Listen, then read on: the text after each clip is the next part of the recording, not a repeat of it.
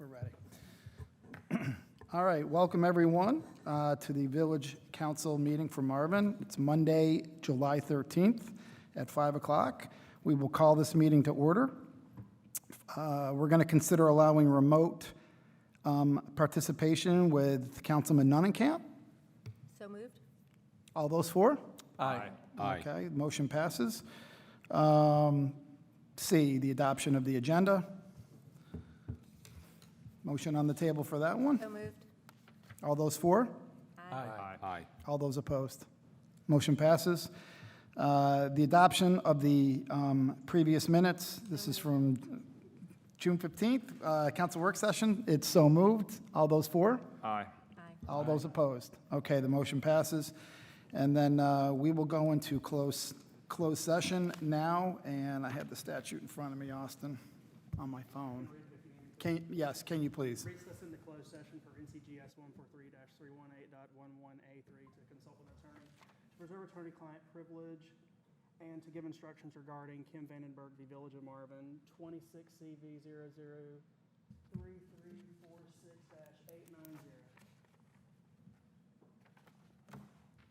And I make a motion to adjourn to closed session. Recess. That was the motion. Recess into closed session. All those for? Aye. All those opposed? Okay, it passes. Thank you.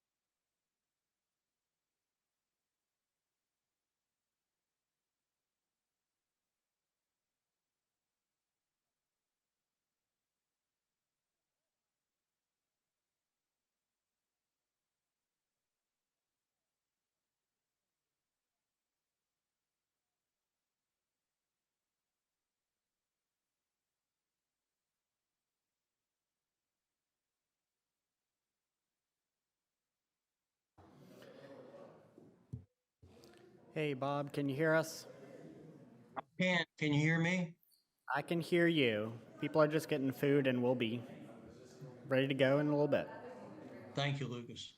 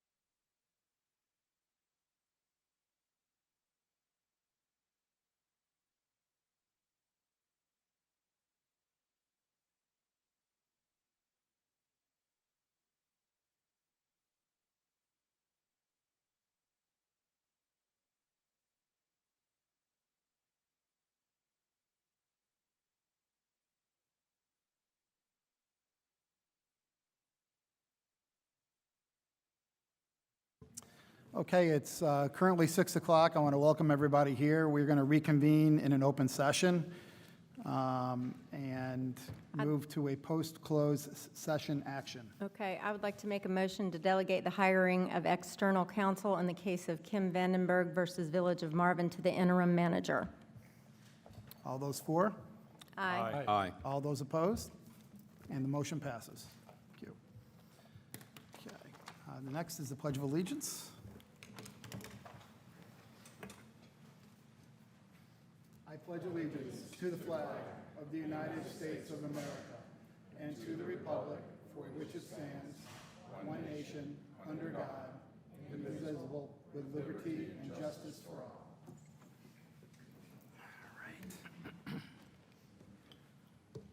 Okay, Section I, updates to the previous comment inquiries. Nothing? Okay. Next is, okay, we're going to move into the public comments period. Austin, take it away. All right, first up is Kim Vandenberg, 806 Cappington Lane.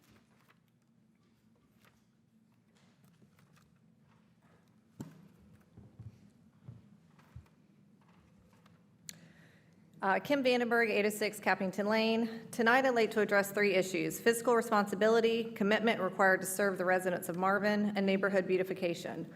First, the village spent approximately $17,000 on Village Hall lighting that was, quite frankly, a poor use of taxpayer dollars, and the July 4th and other events looked underwhelming. Portions didn't appear to be functioning properly, and for that level of spending, residents deserved much better.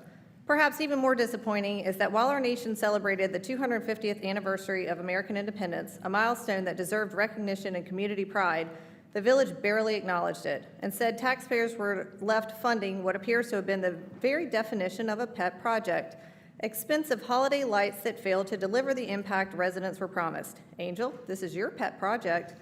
You spearheaded these tacky lights. People in glass houses shouldn't throw stones. When our village faces significant infrastructure needs, road projects, and other long-term financial obligations, spending $17,000 on decorative lighting should never take priority. Fiscal responsibility means distinguishing between necessities and wants, and this expenditure simply did not meet that standard. Second, serving on the village council is not a volunteer position where you simply log in for a vote when it's convenient. Residents expect their elected officials to put in the work. That means spending hours reviewing agenda packets, researching issues, asking questions, meeting with staff when necessary, and arriving fully prepared to make informed decision. It means attending meetings in person whenever possible, remaining engaged for the entire meeting, and fulfilling every responsibility that comes with the office.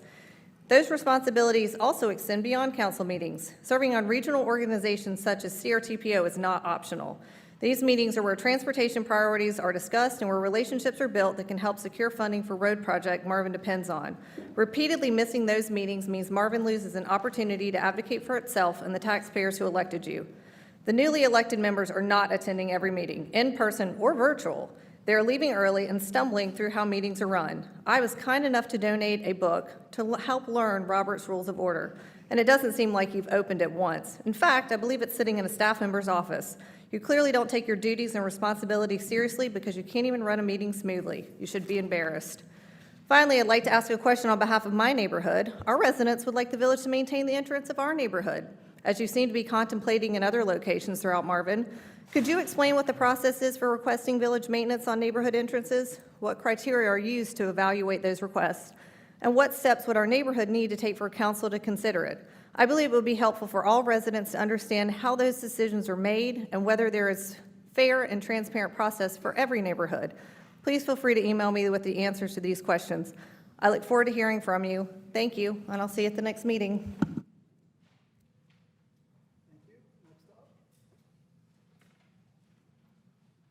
right, next up is Ninta Sharna, 2021 Odell Farm Lane. And just hit the buttons to turn it on. Yep. Hey, hello everyone. I'm a resident. I just moved in at Heritage at Marvin this year. My daughter, Ishta, she is a 14-year-old. She just went around the community and saw some kids playing around, and she thought, why can't I do some drainage, storm signage project where the kids are aware of the drainage around the community. So she brought up a plan, and I happened to talk to Lucas today and came up with an idea of creating a youth development forum at Village at Marvin. So it will be helpful for all the youth here so they can contribute to the Village at Marvin here and learn, and they would be the future leaders here. So I was thinking, why can't the village come up with a youth development forum or a committee? Sorry, I don't have much about it. Probably you all can have a council meeting and have a committee set up for that. And the kids here are very much have a very enthusiastic and energy. They can put all of their hard work in building this community here. So I propose of creating a youth development forum here at Village at Marvin. Thank you for the opportunity.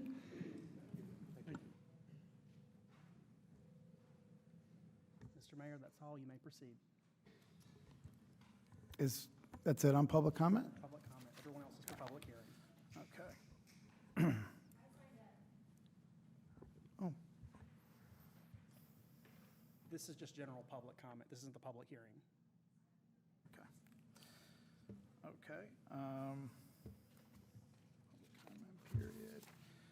We're going to move into presentations.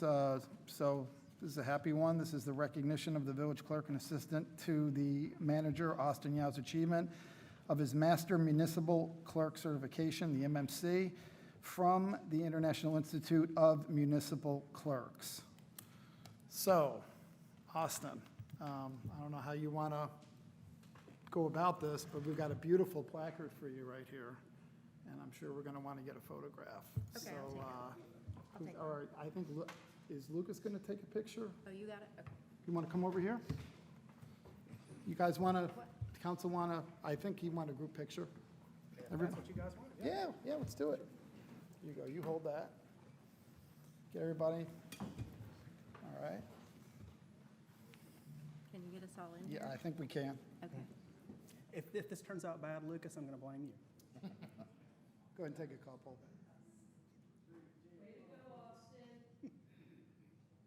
Thank you. Great job, Austin. Very nice. Yeah. Well done. No, well done. I know that you are committed to training and getting better and learning, and this is a fantastic accolade and milestone. So, awesome job, Austin. Section L, reports and updates. Any? Okay. Managers report? Mayor, everything I had was in the agenda package. I can tell you that we are ready to begin the stabilization project on Marvin Creek, over at Marvin Creek. We are getting ready to install the water feature in the park here at Town Hall. And if you live in the Marvin Creek neighborhood, they will begin that work on the 30th, by the way. Just learned that this morning. Okay. So those are the major things that are going on. We're also working to get a better irrigation system for our grass here. We're having trouble with the well, so we're going to tap to the public system. Great. Happy to answer any questions about those.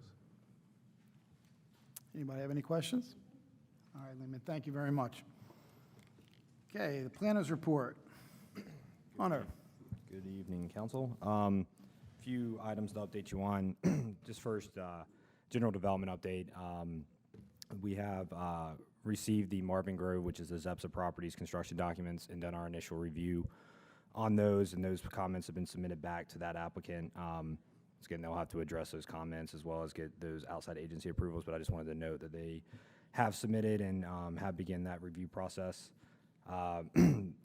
Then regarding the comprehensive plan, we are in our consultant, Kimley Horn, is in the process of finalizing the draft for that. We do have an open house here next week on July 23rd from 4:30 to 6:30. It's just a drop-by open house to learn about the plan, to learn about the draft, and another opportunity for the public to provide any additional feedback, comments. So once again, that will be next week on July 23rd. That's Thursday here at Village Hall from 4:30 to 6:30. The economic development plan update, we also have an open house or public meeting for that scheduled for August 11th. I believe that's also 4:30 to 6:30 as well. And all this will be advertised and published on our social media accounts. I got two other just quick items to update you on. The state recently adopted a law regarding basically taking away where government or municipalities can regulate minimum parking standards via zoning. So our consultant that did the MDO has already actually updated that, and that will be coming. I'll probably have that on your guys' September agenda for actual formal adoption. This is a directive from the state. Basically, it takes away the minimum parking standard. So Article 11 of that, or not Article 11, Article 12 has already been updated internally. We just have to formally get that adopted. So that'll be on your guys' agenda for September. Any questions on that? And then the last item, we received a letter from, I guess, a firm that DOT's contracted with regarding the Providence widening project. The DOT will need right-of-way from the village, from the pocket park that we own there at Marvin Gardens. And the letter just asked for the village to contact them to kind of further set up a meeting and discuss that. Ultimately, that's going to be coming to council to either, you know, whatever that fee and compensation, and if Chaplain wants to add any of that. But I want to make sure if council's okay with it, I'm going to reach back out to him and get the initial information and bring it back to you guys and move forward if council's okay with staff handling that initial conversation. Hunter, one question. As it pertains to Providence Road widening, what is the date that we're still talking about that? Because I just recently saw, I forget where I saw it, but I saw someone mention that the Bonds Grove Church Waxhaw Marvin roundabout is 2030 now, and I'm not sure that we changed that, so that might have been just incorrect information. But I know that we're looking to have that done before Providence Road widening because of the additional traffic that'll bring to that area. Give me one sec. Yeah, I have not received any updates that the roundabout got pushed back a year.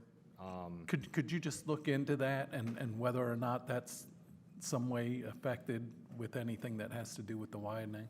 I can. I'm on the STIP map right now, and it's still on the NCDOT's like state transportation improvement plan map. It still has it for the roundabout construction for 2028. Okay, that's what I So, thought. I just wanted and to I want to confirm. say the widening project is slated for 2029, so it'd be a year after. So they're in the right-of-way phase right now, so they're obtaining the necessary right-of-way needed for the widening project. We have a property that's impacted, so we received that letter, and like I said, I'll get the initial information and bring it back to you guys. Thank you. Other than that, that's all I got, unless there's any specific questions. All right, thank you. Okay, all right, thank you very much, Hunter. Next up is the deputy's report, but it's Lieutenant James May that's going to be delivering the goods. Welcome. Everybody can hear me, I'll turn it on anyway. Lieutenant James May with the Sheriff's Office. Thank you for the council board members for giving us the opportunity to share just briefly tonight. As you can see, you've got your crime stats for the last month, performance statistics for the last month in your packets. Thankfully, we've seen some of our traffic enforcement numbers go down in the way that people are not driving as fast through some of our hot areas. So some of our traffic numbers were lower this month, which was a surprise to me, but a good surprise. I'm not going to take up much time. I did want to just give a brief update. The ongoing investigation that I talked about the last time I was here about the email fraud is still underway. There's no major developments in that, and once we have any developments in that, I will communicate personally with the reporting party in that case and make sure they're okay with me sharing that with the board, but that's where we are there. And then lastly, just some general safety reminders. It's hot. If you don't know, it's hot outside, which brings out just the best in some people and the worst in others. So please hydrate, be patient with one another, and lock your car doors. And if you're going to go on vacation, send us a residential check application so that we can watch over your home for you. But if anyone has questions, concerns, anything like that, I'll be here throughout the meeting or after to address that. But does anyone on the council have any questions that I can help answer at this time? Lieutenant May, I had one with regard to that filing. Is there like a time limit when the IP addresses are no longer valid, in that, I'm just wondering how long it might take. So in any criminal investigation that deals with any sort of internet fraud, we do preservation letters. And that basically orders the ESP or the electronic service provider to preserve those records pursuant to whatever law enforcement process or court process comes that way. So that was done in this case. So we're on a, normally where data records would purge, if we don't preserve it, they have been preserved in this case. So we're right where we need to be. It just takes longer for some ESPs to respond more than others. So we're Thank just you. kind of in a holding period. I got a quick question, and I know you don't technically cover Waxhaw because they have their own police department, but since they've done their proclamation on e-bikes and there's been enforcement, are you hearing through the grapevine that things are starting to quiet down on the e-bikes, or is it just kind of still business as usual and it's... So with summer, we expected an increase in the e-bike and the e-motorcycle activity. Thankfully, we've not seen it. We still maybe get 1 or 2 calls a day across the county for it, but that is a lot less than I expected. I think that's been a successful to a two-pronged approach, and that's residents being informed of what they can and can't do, and then from our side, our folks that are actually out there, boots on the ground every day, they're fairly and sensibly enforcing the law. That means we're not cuffing kids up and throwing them in the back of the car. We're trying to keep them safe.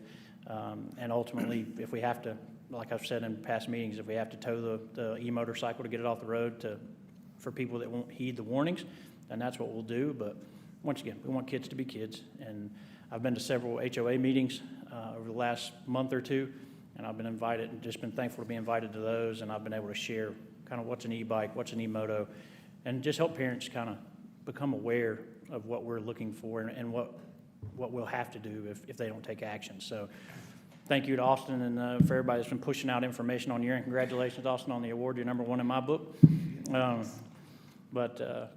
You know, you guys have helped push out the information. You've supported us, and once again, without a team approach to it, none of us are going to be successful, and it's been well supported, well appreciated. Thank you very much. Thank you all. Be safe. All right, we have a planning board report. Yes, the planning board met on June 16th to discuss the very thing we're going to talk about today, which was taking the parcel, the let property from rural residential to Heritage District residential only. And after long discussion, it was unanimous of not to approve that on the part of the planning board. That was it. Okay, thank you, Bob. Next up is the PR&G board report. John. Yeah, so the last meeting, we had a couple of different discussions and things. One, we did have the final presentation of the proposed historical signs for Houston Ross Park, which are similar to what we had seen ourselves with the group that came, and it was well received and supported. We did have some discussion about the signage for actually out in front of Village Hall and Village Hall Park, Houston Ross Park. So we were able to approve that. We also discussed the Mike Cognac plaque and moving forward with that piece of it. And then we also adopted our new meeting schedule. As we've spoken about in the past, it can be a little bit difficult since we kind of jumped in front of PRG in order to be able to have things on their agenda because like similar in past months, we'll be having our PRG meeting tomorrow, so it doesn't have a lot of time if the board wants us to get to something. We may reconsider that a little bit further down the line, but there did seem to be some flexibility in terms of what we can do with our schedule, assuming that we continue to have our meetings on Mondays. Just a quick note, they didn't adopt a new meeting schedule. They discussed what they would do next year. If you guys stay on the first Monday, PRG will probably move to like the second Tuesday, just to space it out more. Okay, thanks, John. We have the coffee with council debrief. Okay. Fred? We had a homeowner come in, or a future homeowner from Heritage at Marvin, who wanted to discuss the trail behind their homes and give some kind of input on that process from their point of view. And another homeowner come in and talk about sports courts at our parks and some of the survey results and just taking the temperature of what the town felt about sports courts.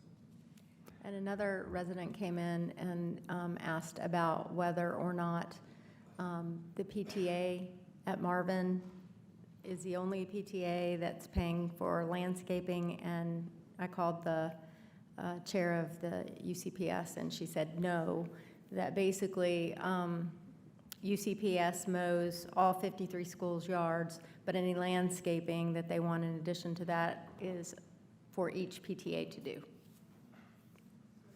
And that's it. All right, great. And then, yes. Another copy with council, I think, since. Oh, yeah. Go ahead. No, thank you, sir. Bob, I don't know if you want me to take it or not, but I'll go ahead. I can lead with it. Okay. Yeah, we were visited by Brian Stevenson, who represents F3. Some of you may not know what F3 is, but it is kind of a worldwide workout of adult men association. They get up quite early, at about 5 a.m. in the morning. He approached us about maybe getting some sort of a micro grant request of some sort, because a lot of the F3 members meet at the Publix parking lot and work out. And they actually have a 7-day program. It's like all the time, but they do meet at Publix. And it was actually almost a fit that as we had received a grant that might be able to facilitate some sort of an outdoor activity, kind of like a staging system, where they could work out and do push-ups at one place and then do pull-ups at another place and then work with ropes on another place. So that's something that we referred to Jill, and might be a good fit. Tom, do you have anything else? One of the things that came out of a subsequent conversation that we had with the National Fitness Campaign representative was that the National Fitness Campaign was mentioning or discussing with us a grant that could be used to build out the pocket park over by Publix. And we kind of put two and two together. I gave Brian the contact for information for the National Fitness Campaign person, and hopefully we can kind of build something together based on that. Great, thank you. And then last is the WUMA report. I attended that meeting on Thursday, June 25th, right here. Just a couple takeaways. Everybody's balanced their budgets. Stallings is the only municipality that had to raise taxes. We changed we kind of changed up the meeting schedule. It's still going to be on Thursdays, but instead of 4 o'clock, it's going to be at 3 o'clock for traffic reasons. And we've already adopted our schedule for these meetings a year out. We're skipping we're skipping this month, and the next meeting will be in August in Weddington, which I will be at. And that's it on reports and updates. Yeah, actually, Yeah, Joe. go ahead. Apologize, I noticed that this wasn't on the agenda. I don't know if it normally is, but the CRTPO. Okay, yeah, I don't feel like I have a need to do it, but I just wanted to remind folks of the memorandum I sent around following the June 17th CRTPO meeting, summarizing what happened there and that we attended. Yep, great. Okay, the consent agenda. So, Motion to approve is presented. So moved. all those for? Aye. All those opposed? Motion passes. Let's see here. Moving right to public hearings, Austin? Okay. Section N, this evening is the public hearings. Public hearing for CZ 2026-1 on the Let property. It's to consider the adoption of the ordinance approving the development agreement and rezoning of the 24.115 acre parcel which is located at 1005 Meadowlark Lane, parcel number 06225021 from RR Rural Residential to the Heritage District Residential Only, HDROCZ. Hunter's going to lead with the staff report, and then we'll move into the public comments. Great. And I'm actually going to let the applicant go through their presentation first as well. So I'll have Lisa come up, and here's the clicker.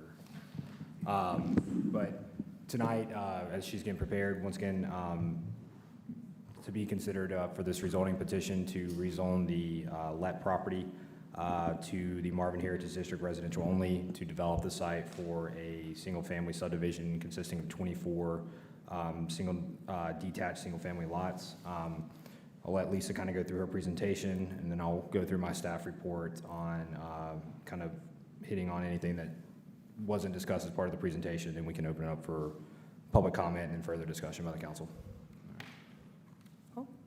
Good evening. Thank you, Mayor, members of Village Council. My name's Lisa Thompson. I'm a land use consultant with Moore & Van Allen. Happy to be here this evening on behalf of Jones Homes. I'm here tonight with my colleague Bridget Grant, Rob Crusher with Jones Homes, and Mark Keim with CEC. So thank you for the opportunity.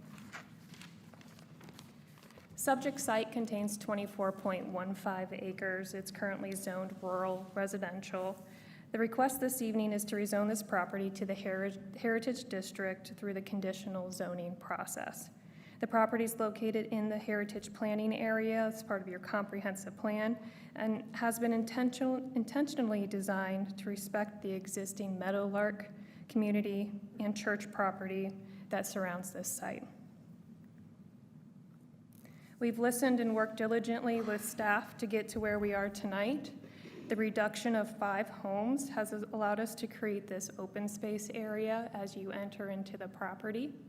It has also allowed us to remove this detention pond on the southeast side of the property where we can save 2 additional heritage trees. The overall lot size went up from a minimum of 10,000 up to an average of 14,240 square feet.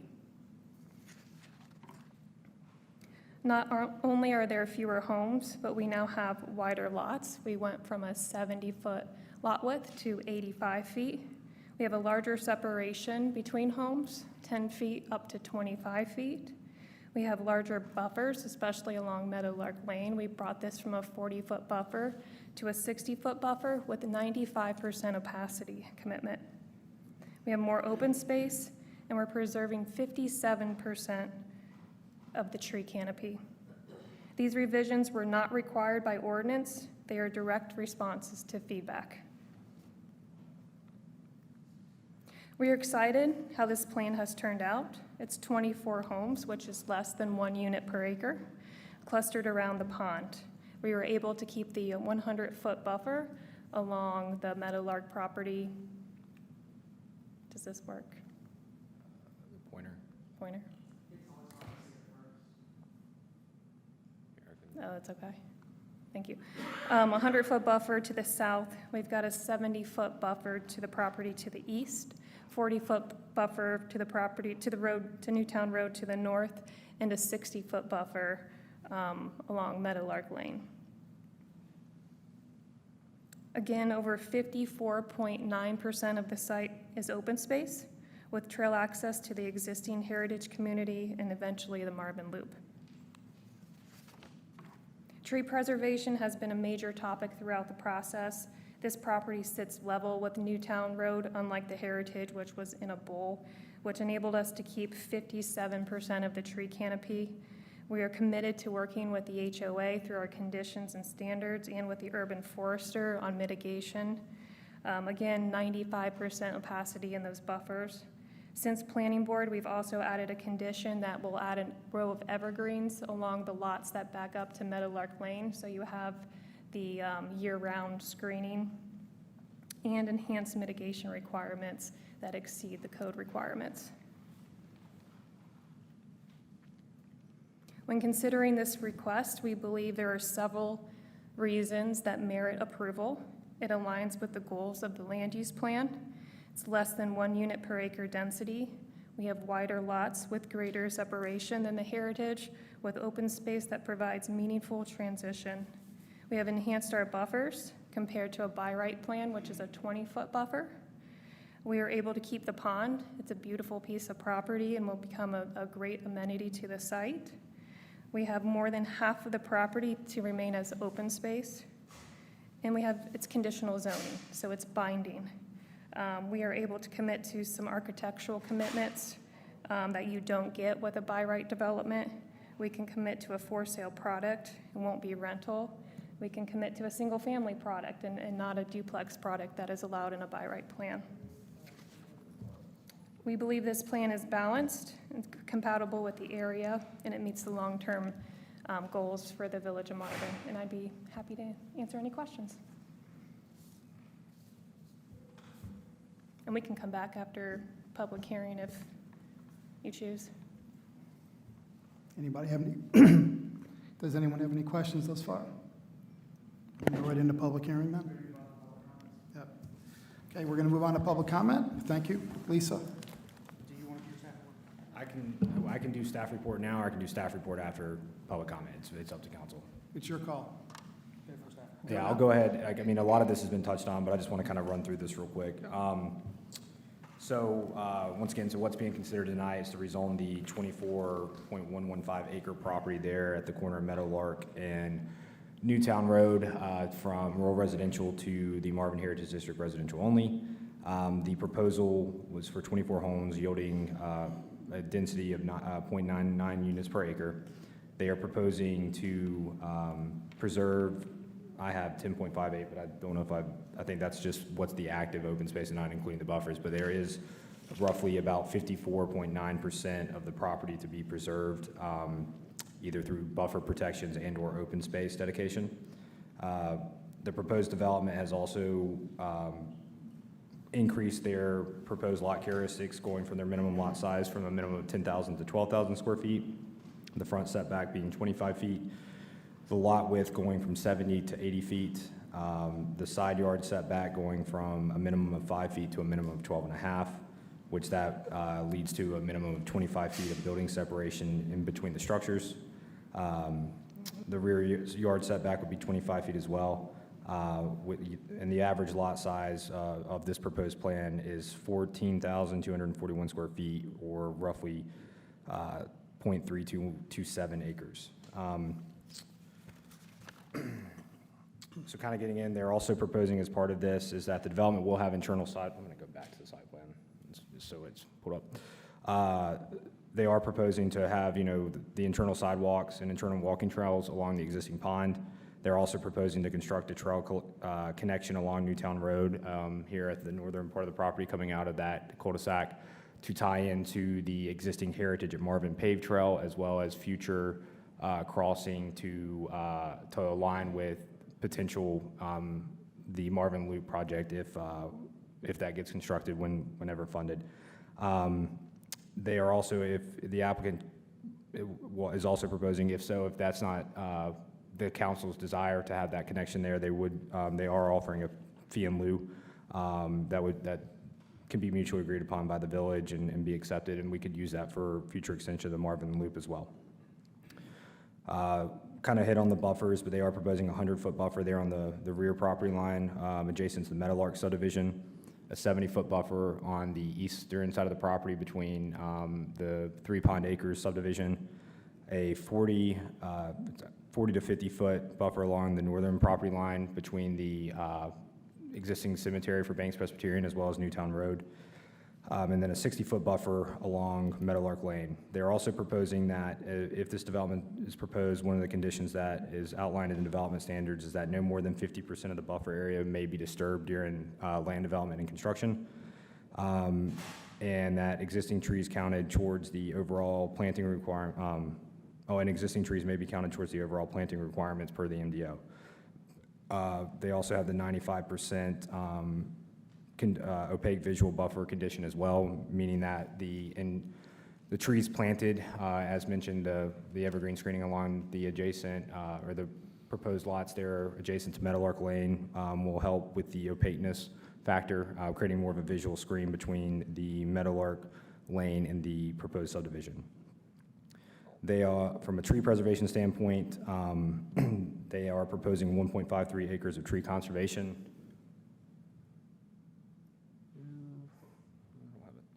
Here at the southern part of the property. Per the ordinance, that they are required to do so, but as well as they are proposing to still preserve the trees within the buffer as well. One of the things that was also then recommended by staff was an additional condition on the mitigation calculation to ensure adequate tree mitigation. They have added that into development standards for mitigation, specifically for any trees over 36 inches in diameter that are being removed, which I want to say I think is like 3 or 4, if I recall, in this proposed plan. But it also kind of clearly identifies what their mitigation requirement would be, which goes above and beyond what the current ordinance allows. The access and roads, the current proposal is being proposed to be accessed off of Meadowlark Lane. The applicant did submit a transportation technical memo, which identified that the proposed development, and I believe this was actually off the 29 lot or 26 lot proposal, but it was that TTM was 24 and 31 net new external trips during AM and PM hours respectively. That is under the minimum requirement for a full-scale TIA per our MDO, as well as NCDOT's policy, which our MDO requires at least 1,000 daily trips or an increase of 100 peak hour trips, and DOT's 3,000 daily trips. So a TIA was not required. The village engineer did review what was proposed and concurred that a full-scale TIA would not be required for this development. I also will mention that if access of Meadowlark is infeasible, the applicant would be allowed to establish access to the site from Newtown Road under the minor modification process outlined in the MDO and subject to applicable review and approval by NCDOT and the Village of Marvin.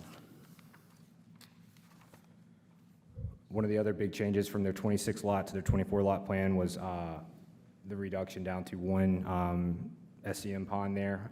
The original proposal had 2, which now down to 1 that does allow for additional trees, specifically one of the heritage trees that's defined per our ordinance to be preserved. That was in the general vicinity of where that original second pond was proposed there to the left of the current proposed. The, once again, if approved, they would have to submit all their stormwater and hydro calculations for review to comply with Article 19 of the MDO. Water and sewer is another thing, so that the site would extend the public water from Newtown Road into the development, as well as is proposing to connect into the existing manhole off of Meadowlark Lane. This would require an easement from the Meadowlark HOA. However, the developer is also could look at alternatives to get gravity down to the Broadmoor pump station. All that would then be figured out as part of their water and sewer approvals with Union County if the rezoning is approved. Final thing is conditional zoning requires neighborhood meeting. The applicant did hold their neighborhood meeting on Wednesday, February 25th. Those reports are in your packet as well. I'll probably hold off on the land use consistency and all that stuff after, I guess, the public hearing. So is there any questions regarding what's proposed and kind of certain elements of the MDO or anything that I can answer right now? Hunter, I'll just ask you a general question. Does staff have any lingering concerns about the proposal, the conditional rezoning? I mean, I'll say, like, so the 2 items that, and I know you guys have heard it, is regarding access and easement for sewer off of Meadowlark Lane. There are, regarding access, if that agreement's not able to be worked out between the developer and Meadowlark regarding road access or that easement, it would be on the developer to obtain the necessary easements for the sewer specifically, because the access would be something that DOT would, has to allow regarding where it would be at. Most likely, it would be shifted down off of Newtown Road, probably be right in, right out, or DOT may allow and require them to come off the public portion that's public right-of-way at Meadowlark Lane, but that would be something that would have to be worked out if the rezoning is approved at that point. So that's kind of the only 2 lingering things, but during the rezoning phase, it's typical, and you don't have all that information because they're looking to get the rights to develop the property as they're proposing. There's then additional, like I said, procedures after if the rezoning is approved that kind of would fall into place or require the developer to obtain the necessary approvals from, if it's Union Water, NCDOT, or any other governing state agency that they would have to do before they actually construct the property. And there is also a development agreement with this, and that's required through your MDO, but that's how you get all of these terms and conditions incorporated. They agree as part of the development agreement to comply with their plans, and their plans have all of these specifications. Just want to remind you, there is a development agreement with it. So, and the last thing I'll add, on the topic of sewer, so if the rezoning gets approved and the applicant is unable to obtain those necessary easements to extend the public sewer, most likely they would have to come back and do a revision to allow for septic. At this current proposal, the lots aren't large enough to have individual septic on each lot. So that would be, so there are two options. One, their proposed vesting is 5 years. So if approved, they would have 5 years to basically develop the property and go through the whole construction document review and approval, land development, home construction, and all that. So their two options would be, if sewer is, like I said, not, those applicable easements and approvals aren't obtained, then they would either come back and amend this to basically the whole same process, basically a whole rezoning again to amend their original approval with an updated site plan that allows for septic, or the vesting period would run out, and if the vesting period runs out, then the property would revert back to the rural residential zoning, and most likely then go through the same process again. So this plan, that if this were to be approved, it's almost like it's contingent upon them getting that access for the sewer piece. Otherwise, they just can't start building. They can't get to the next stage of building, or they have to come back and essentially redo the whole process with a plan that would incorporate septic systems or some other. That's correct. As part of the construction document review and approval, before land development is authorized, we require all outside agency approval and applicable permits. So until the developer got the necessary approvals or easements for that sewer and their driveway permit from DOT, they wouldn't be able to begin any land development. So those are two things that are required before any disturbance to the ground is being done.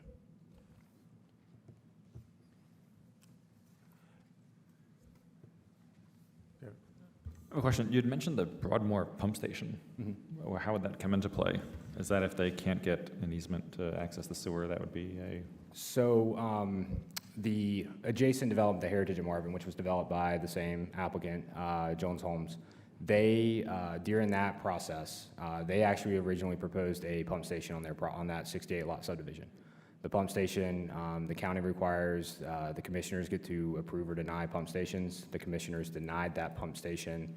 Once again, after all the rezoning was approved, the developer then negotiated and worked out an agreement with Meadowlark to get the applicable easements through Meadowlark to extend this gravity sewer from basically the Heritage at Marvin through Meadowlark to the Broadmoor pump station.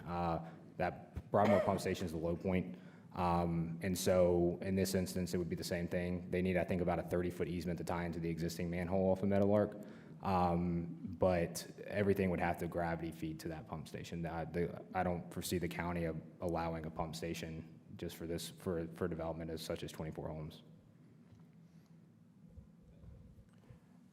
And Hunter, can you tell us a little bit more? I have a question about access off of Meadowlark Lane, and that seems to be something that's still a mystery wrapped in an enigma, kind of a thing. If we were to approve the rezoning and the development agreement, and for some reason the applicant is unable to get access through Meadowlark Lane, you were talking about a right in, right out of Newtown Road. I mean, what's the result if we approve the agreement and they're not able to secure access off of Meadowlark Lane? So because the site abuts a NCDOT maintained road, NCDOT cannot deny access into the property. Okay. So therefore, it's not ideal, but DOT would if they were unable to obtain it off of Meadowlark, and that's either, you know, the private portion of Meadowlark or the public portion. That's why, I mean, DOT has weird standards, but yet not everything fits into a, you know, nice little check box. But most likely in this instance, they would probably, like I said, it wouldn't really change their design. They would probably have to shift this to about here, and it would be right in, right out. But it wouldn't necessarily, it might, you know, change the design of one lot or so, because DOT is going to want that any type of turn movement to be far away as possible from the roundabout. Right. And that's why I think it would be right in, right out, where you're not having crossover traffic or anything like that. Right. But if we were to approve the development agreement today, we wouldn't have a say in that. Is that right? In what regard? Well, I mean, if the ride-in, ride-out, the NCDOT may require, I mean, it's just part of the regular development process to get access there, assuming that they're not going to be able to get access off a Meadowlark Lane. My concern is like, that would be a pretty hairy way of getting in and out of there. Yeah, so DOT does consult with the local municipalities when it comes to driveway permitting. We have somewhat of a say, but at the same time, like I said, DOT wouldn't deny access into the site. Right. The only say we would have is in somewhat of the design and location of where their access point would be. Okay. Thank you. One thing, when DOT installed the roundabout, there was a certain amount of Meadowlark Lane that was kind of incorporated into the DOT right-of-way there. Has there been any discussion about them moving it more to where the DOT maintains that part of Meadowlark closer to the roundabout versus having to go to Newtown Road? There has, and like I said, I think, and Lisa, you can correct me if I'm wrong on this, what's been discussed is, like, once again, if they're unable to come to an agreement with Meadowlark on that, then they would work with the village and DOT on where that access should be. And most likely, knowing what I know with DOT, is most likely, yes, they would prefer it to be off Meadowlark, because how much of a high traffic road Newtown Road already is. Even though this has minimal impact on the daily traffic that we already have, they would probably want a full turn or full movement off of Meadowlark compared to a ride in, ride out.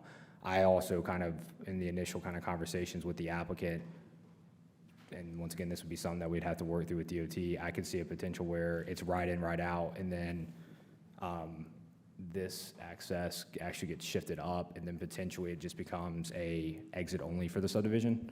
But at the same time, like, that's just something that we'd have to work through with DOT if the rezoning is approved and that access point that's currently proposed does not become, or it is not an option after negotiation between them and the Meadowlark HOA.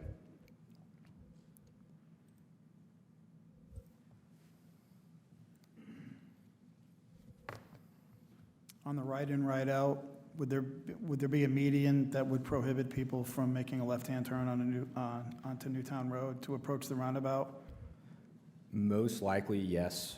Once again, it's kind of hard to say, but for example, in Robbie's development, which is completely different, but I'm just kind of using it as an example, part of their driveway improvements, because DOT can require certain improvements for the access, they will have to extend the existing median down past our property line, which will basically mean you can't take a left out of Village Hall, which I don't do anyway because it's not safe. You never know what's going to be coming through that roundabout. And so depending on where then the final access point is, I would assume DOT would, don't want to say require, but would request for them to extend that center median to make sure then that access can't be, made an illegal turn in across the median for that. But it would be, I mean, like I said, I can't say for certain, but that would be my initial thought. Do you also think that they would put in a slow-down lane? So as you go through the roundabout and you approach the entrance to this neighborhood, people pull off so they're not rear-ended, hitting their brakes? Potentially. Take a hard right? Once again, based off, like I said, if you got any information, I was about to say, it's kind of hard to say. It just really depends, because most of the time what DOT requires, they don't want to have any type of turn movement or turn access within like 400 feet of the center of the roundabout. meaning they want you to exit the roundabout at least 400 feet before there's any type of movement. And so that's why I think most likely the access would be pulled further down towards the cemetery. That may then allow for a little right tapered stacking kind of there. But that would be something that we just have to work with through DOT. And Chaplain, correct me if I'm wrong on this, and it would also be up something to the applicant, but we could potentially add a condition to regarding some of this discussion regarding access and additional road improvements. I know we did it for the Heritage, because like, for example, when the Heritage at Marvin was originally proposed, DOT wasn't requiring any of those improvements that they installed regarding the leftover and the right stacking. But the developer wanted to do that and proposed it, and we had it as part of the condition. Yeah, we can impose reasonable requirements. You also have to look at the size of the neighborhood and the volume. And a lot of that's going to be based upon engineering and the engineer's opinion with their PE of whether it's reasonably necessary for public health and safety. So I think that's, a lot of it's just going to be engineering and looking at this, and they have all of these site triangles, and the 400-foot requirement, they look at all those. So it's kind of hard to tell without having an engineer.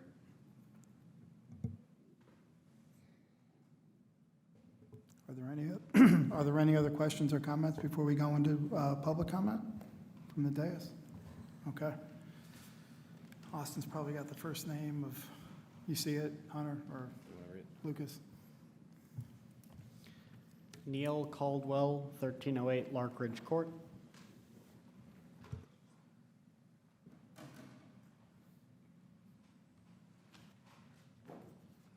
How's everybody doing tonight? First of all, before I start, I'd like to point out this room is full of Meadowlark residents. Meadowlark is empty tonight. Most of these people are from Meadowlark. We're very concerned. And I'll begin.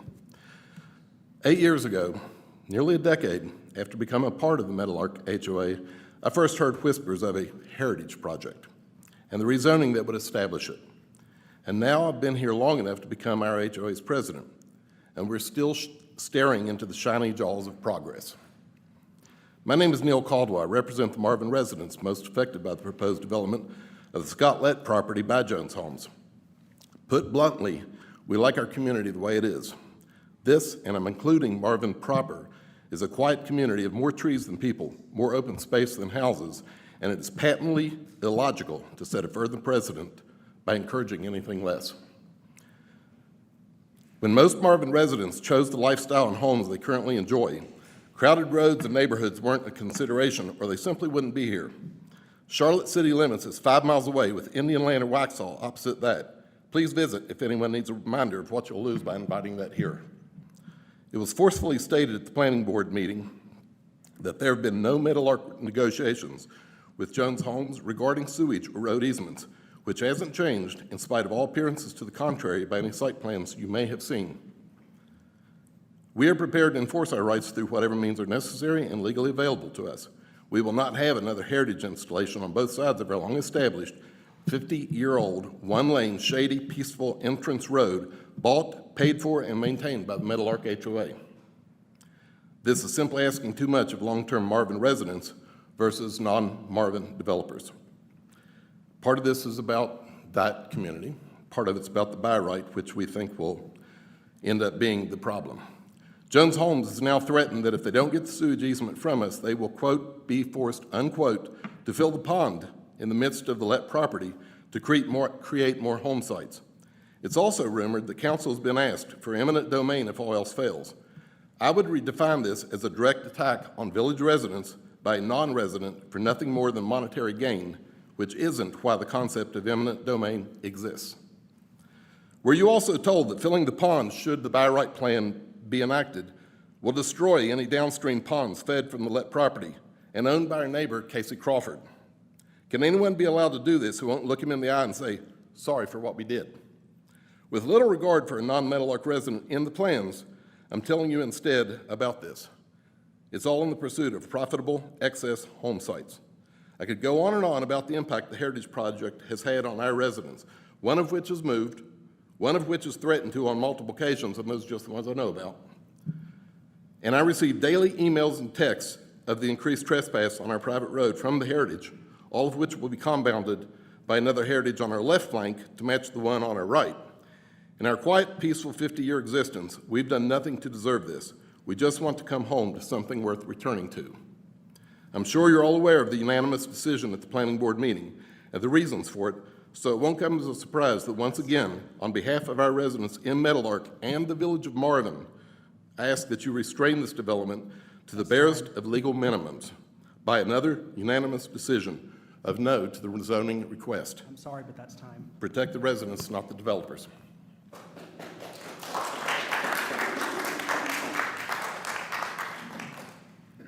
Next up is Gary Rose, 1209 Larkridge Court.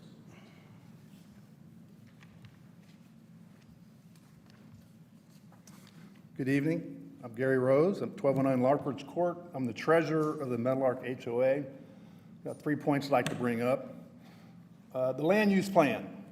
In reviewing the Village of Marvin 2020 land use plan, the summary states, by taking the initiative to plan for focused growth and limited development, we ensure that Marvin will continue to thrive and retain the characteristics that residents hold dear. It further states, the proper use of this plan will help the village of Marvin accomplish the following 3 things. Respect the village's small town values, rural heritage, history, and identity. Continue to make Marvin's low-density neighborhoods desirable places to live and raise a family. Thirdly, balance growth with the preservation of Marvin's natural environments and rural qualities. Meadowlark HOA. At the initial public meeting in February, Jones Homes stated their legal team had determined they would need permission from the Meadowlark HOA to access Meadowlark Lane. They also stated they would need permission from the Meadowlark HOA to access our sewer, which runs under Meadowlark Lane and Larkridge Court. Neither of these permissions have been given. The Planning Board. The Planning Board discussed this project, lots of meetings in great detail, lots of public input. They had a vote on June 16, 2026. The vote was 6-0, unanimously against this project. In summary, the village must balance the demands of the developers, in this case, the developer who's not local, but is actually owned by a British company whose sole goal is profit and the desires of the residents. In this case, the answer is easy. Based on a project that is misaligned with the village's stated goals, a project that can't be built since it lacks the necessary agreements with our HOA, and has been thoroughly vetted by the Planning Board and unanimously turned down, this project should be rejected. As I wrap up, we have 19 homes in our neighborhood, 19. I'd like my neighbors to stand up who are against this project.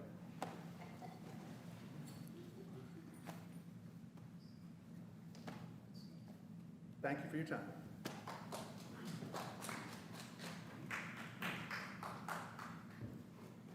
All right, next up is Amanda Richards, 709 Wandering Way.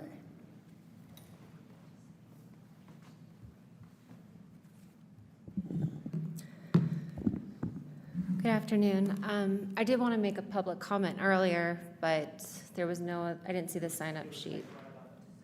It wasn't there when I signed up. But what I'll do is I'm going to go ahead and address this.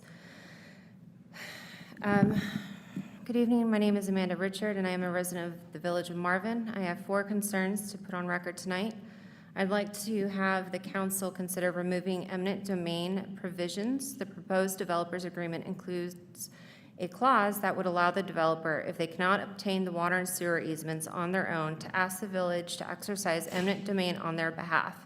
This is not acceptable. Eminent domain is a sovereign power that belongs to the public, and it's not a safety net for private developers who can not close their own deals. If a developer cannot secure the easement their project requires, that is a limitation of their project. It is not the village's problem to solve, and I am asking that the council remove the provision from the developer's agreement entirely. I'd also like for you to vote no on the rezoning. I urge the board to vote on the proposed rezoning of the rural residential land SFR1 to keep it rural residential. It reflects the character and density that this community chose, and approving the rezoning signals to every future developer that our land use protections are negotiable, and they are not. Also, don't be moved by the duplex threat. It has been said if this rezoning is denied, the developer will build a by-right community instead, and that is a threat, and this council should not be governed by threats. If you approve rezonings under any kind of pressure, you can hand the keys of this village's land use policy to any developer willing to issue the same ultimatum in the future. Your obligation is to this community and not the developer's profit margins. Lastly, this is regarding the heritage development, which I didn't get to make a statement about, but I would like to know, is it true that Bob Nunnenkamp had spoke to Rob from Jones Homes earlier this year and had told Bob that someone from this village, staff, or council approached Jones Homes unsolicited and asked if they wanted to add more units? Rob's response was that he felt like he had just hit the jackpot. Hit the jackpot. That is not the language of someone who asked for something and got it. That is someone who had been handed an unexpected windfall they did not seek. Someone from the village had given it to them. And I am asking the board on record tonight if this could be looked into, who approached Jones Homes, and if this is true. Residents were told 39 homes and we got 68. That is a bait and switch. If this council and developer wants to repair any broken trust, it starts with truthful, transparent answers tonight on the record. Thank you.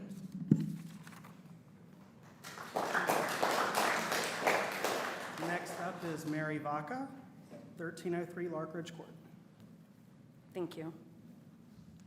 Good evening, everyone. My name is Mary Vaca, and I live in Meadowlark. My husband, Jim, and I are the property owners who provided the original easement to allow sewage to connect to what is now Heritage at Marvin, in exchange for our neighborhood receiving brand-new roads, something that was sorely needed and we frankly did not have the capital to do on our own. It's important for everyone to know that prior to tonight's meeting, our neighborhood has had 0 discussions regarding the let property in the last 5 months since this first was proposed, and putting the possibility of Phase 2 of Heritage at Marvin on that property, until we were provided a communication via hand in the last 24 hours. Any recent communications sent directly to you that appeared to come from the neighborhood did not. They came only from the board members and their opinions. No one else's opinion has been asked for formally, and they should not speak on our behalf until they have actually spoken to us. As well, none of the plans that we saw tonight on the screen have been shared to us by our HOA board, and I'm confident to say that many of my neighbors do not or did not know the buffers, the lot sizes, et cetera, until coming tonight. One of the founding beliefs of our country has to do with property rights. I fully believe that Mr. Lett and his heirs should be able to sell their land to whomever they want, and people with too much time on their hands and nothing but opinions to offer truly have no right to say what transaction goes down at the end of the day. Obviously, the residents of Meadowlark, including my husband and myself, care what happens here. But being realistic individuals, we believe development is coming whether we like it or not. Jones Homes has an 8-year contract on this parcel. 8 years. Something will go here. I would much prefer to have the high quality of Jones Homes that is being proposed tonight. 24 single-family homes starting in the mid to high $1 million range, versus what will be developed there by right if the council declines this request. By right, Jones can instead put Marvin's first duplexes on the map, utilizing septic tanks, a move they are prepared to make immediately. This will mean drainage of the pond and a lot more tree canopy coming down. We are not in favor of either of those things and would very much like to see Jones build single-family homes on this property. I think we can all agree that no one likes the proximity they chose in Phase 1, and they have heard loud and clear that that should not be the chosen path going forward, which is why they are proposing 1 home per acre with at least 25 feet in between each home. They are good stewards of our community and want it to thrive.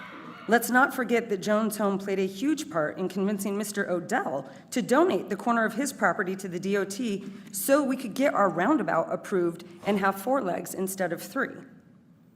Through all that my husband and I went through with them personally with our easement, and due to the fact that my husband was our HOA president, quarterbacking the entire road replacement, they couldn't have been better to work with, always going above and beyond what we requested. Next up is Tom Feeney. I just thought I had to sign in. Okay. So that's what I did. Didn't know. Don't want me to rave. Everybody said what needed to be said. Next up is Yvonne Ford. Oh, I didn't sign up either. Don't bother me. I've lived here for 40 years. If you're speaking, you need to come to the mic. Last up, Debbie Feeney. No, I did the same thing. Okay. They just bothered me. All right, Mr. Mayor, you're good to proceed. Okay. Is this a move right to unfinished business? Oh, okay. Anybody? Circle back around, yeah. Okay, all right. So, real quick, one of the comments, and I've already spoken with the applicant on this, regarding the eminent domain. That was something that the applicant, they used the template from their Marvin Commons project. It is in no way, shape, or form obligating the village council to exercise that power. All it is clearly stating is stuff that you guys can already do, which they can request it, you guys can say yes or no. However, if the council would like, that provision can be removed. And that's already something that I've already cleared with the applicant to have that language revised to remove that section. So it was noted during our review to them. They added that additional language, once again, that says that the village has no obligation. But I just want to clarify on that, if that's, any questions on that? Good. Okay. Last thing, so as I wrap up the staff report, so it's, the last 2 things is one, regarding the land use plan and other adopted plan consistency. So state statute requires that all zoning regulations shall be made in accordance with the adopted comprehensive plan. When adopting or rejecting any zoning amendment, the council shall approve a statement describing whether its action is consistent or inconsistent with our 2020 land use plan or any other officially adopted plan that is applicable, and briefly explain why the council considers the action to be reasonable in the public interest. Staff has provided a draft land use consistency statement for council as part of this, as part of your motion tonight.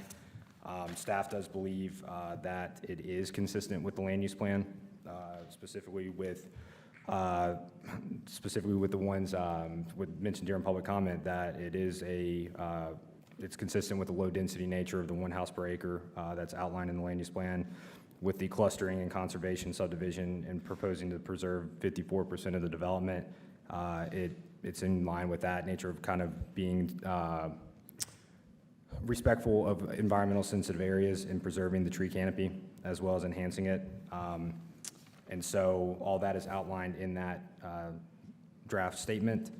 And then finally, staff does recommend approval of this based off of its findings and its consistency with the plan. The other conditions, making sure that all terms and conditions are outlined in the development agreement of the rezoning plan, which has been done. The CCRs for the development shall be reviewed and approved prior to the land development permit, and that the applicant will show good faith, work with the Meadowlark HOA to add evergreen screening along Newtown Road, and that, as already mentioned, the applicant will add evergreen screening with species to be determined by the Union County Urban Forester to the back of the lots, proposed lots 1 through 12. As discussed, if the applicant agrees, we can add one additional condition regarding access. Try to draft something, but if I'll let council, I guess, further discuss and ask any additional questions. And is there anything that the applicant would, anything else from you? Okay. So do they need to close the public hearing? So, Mr. Mayor, if you could just declare the public hearing closed, you can go on. Before we close it, I would like to hear from the applicant again. I don't know if we need to, I would like to hear from the applicant on the easement. The applicant can still speak afterwards. Okay. Public comment Got it. portion is just- the public hearing portion is just for the Very good. So you can just declare that. I declare the public comment closed at this time. You're good. You want to hear from the applicant? Yeah. Go on up, Rob. I'm Rob Kreischer with Jones Homes. To answer your question on the easement, we do not. Actually, I'd said easement, but I really meant access. Yes, so Not so much the sewer, but. the road access, we have a title company review the title on the property, and they have issued a title policy that gives us ingress, egress, and regress onto Metal Arc.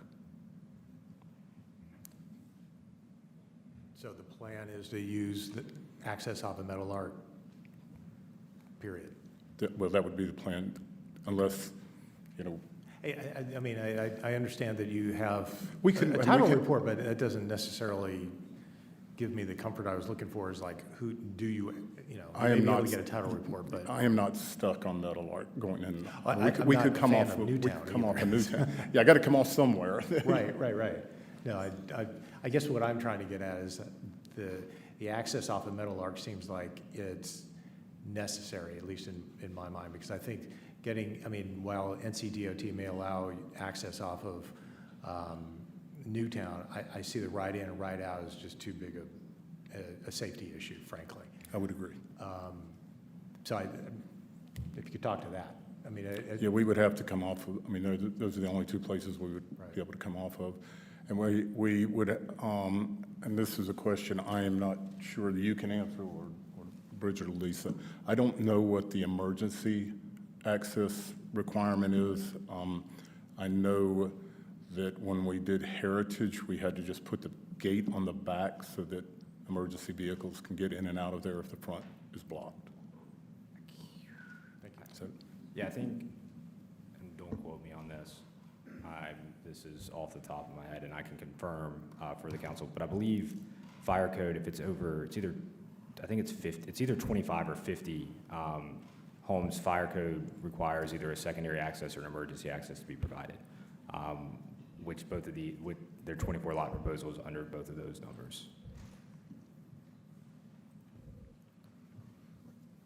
Hunter, a question I have for you is, if we weren't to approve this and they were to move forward with a by right plan, am I correct in my understanding that they'd likely be able, and I know some folks doubt whether they would be able to sell duplexes or not, but by right plan, they would be able to do, I guess it would be 9 duplexes, which at a minimum, which would equate to 18 residential units.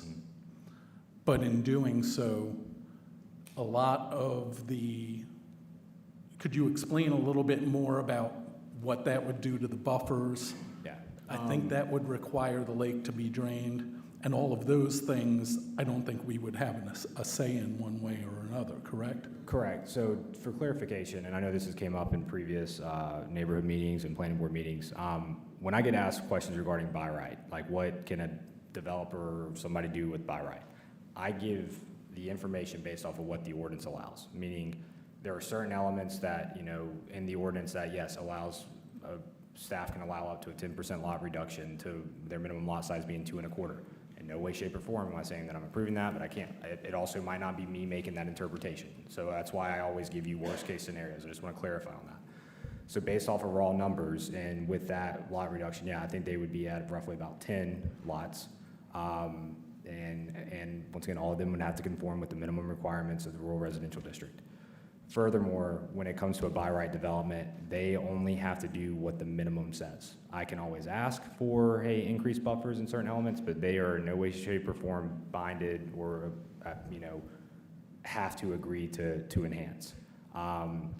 And that's one element you get with conditional zoning is you get to work through some of these, some of the concerns you hear from the residents and some other things to try to make their minimums higher than what the minimums are in the ordinance. So from a by right perspective, yes, the minimum buffer would be 20 feet of a perimeter buffer. The trees may be protected during the actual development if it's single family or duplexes. However, those trees, if they're not within the buffer or within some type of common open space or tree conservation area, they then become trees on private property, which therefore I have a little less say in that as well. And then the prime example is the 2 lots there off of Stacy Howie, where Jones Homes did the gates at Marvin subdivision, where they were, 2.5 to 3.5 acre size lots. Two property owners wanted to cut down the trees. They cut down the trees. That's because we don't have the authority from the state to have individual private property tree protection unless it's tied to development. So like I said, they can protect it during the development phase, but once it becomes private property, it gets a lot grayer there. So you do lose that. When I say, once again, worst case scenario, yes, there could be more trees removed. I can't say for certain because I haven't seen a plan. I can't predict the future.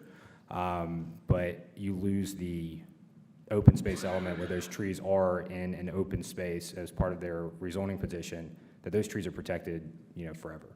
And so all of that being said, all that goes through staff. Staff reviews it in compliance with the minimum standards of what the ordinance says.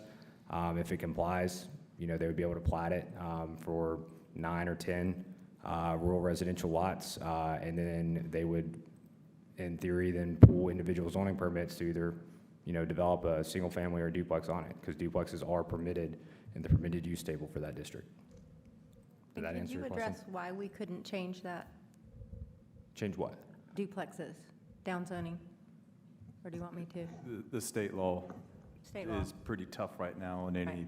yeah. They're looking to modify that, but they put all these restrictions on any zoning changes with current rights. Right. And actually, Chaplain, on that topic, a couple of people had asked me, how did it come up that you had duplexes in there in the first place? Is that something that was approved by a prior council and the zoning ordinance? So as part of the MDO process, our consultant from InFocus, Rick Flo, that was a big discussion because building code defines single family as 1 and 2 family homes, meaning duplexes. At that time, there were, like I said, a lot of bills being proposed, and there still are regarding duplex, triplex, quadplex, all that. And so it was his interpretation of how this to align with the building code and in the direction of the state that duplexes are going to be permitted.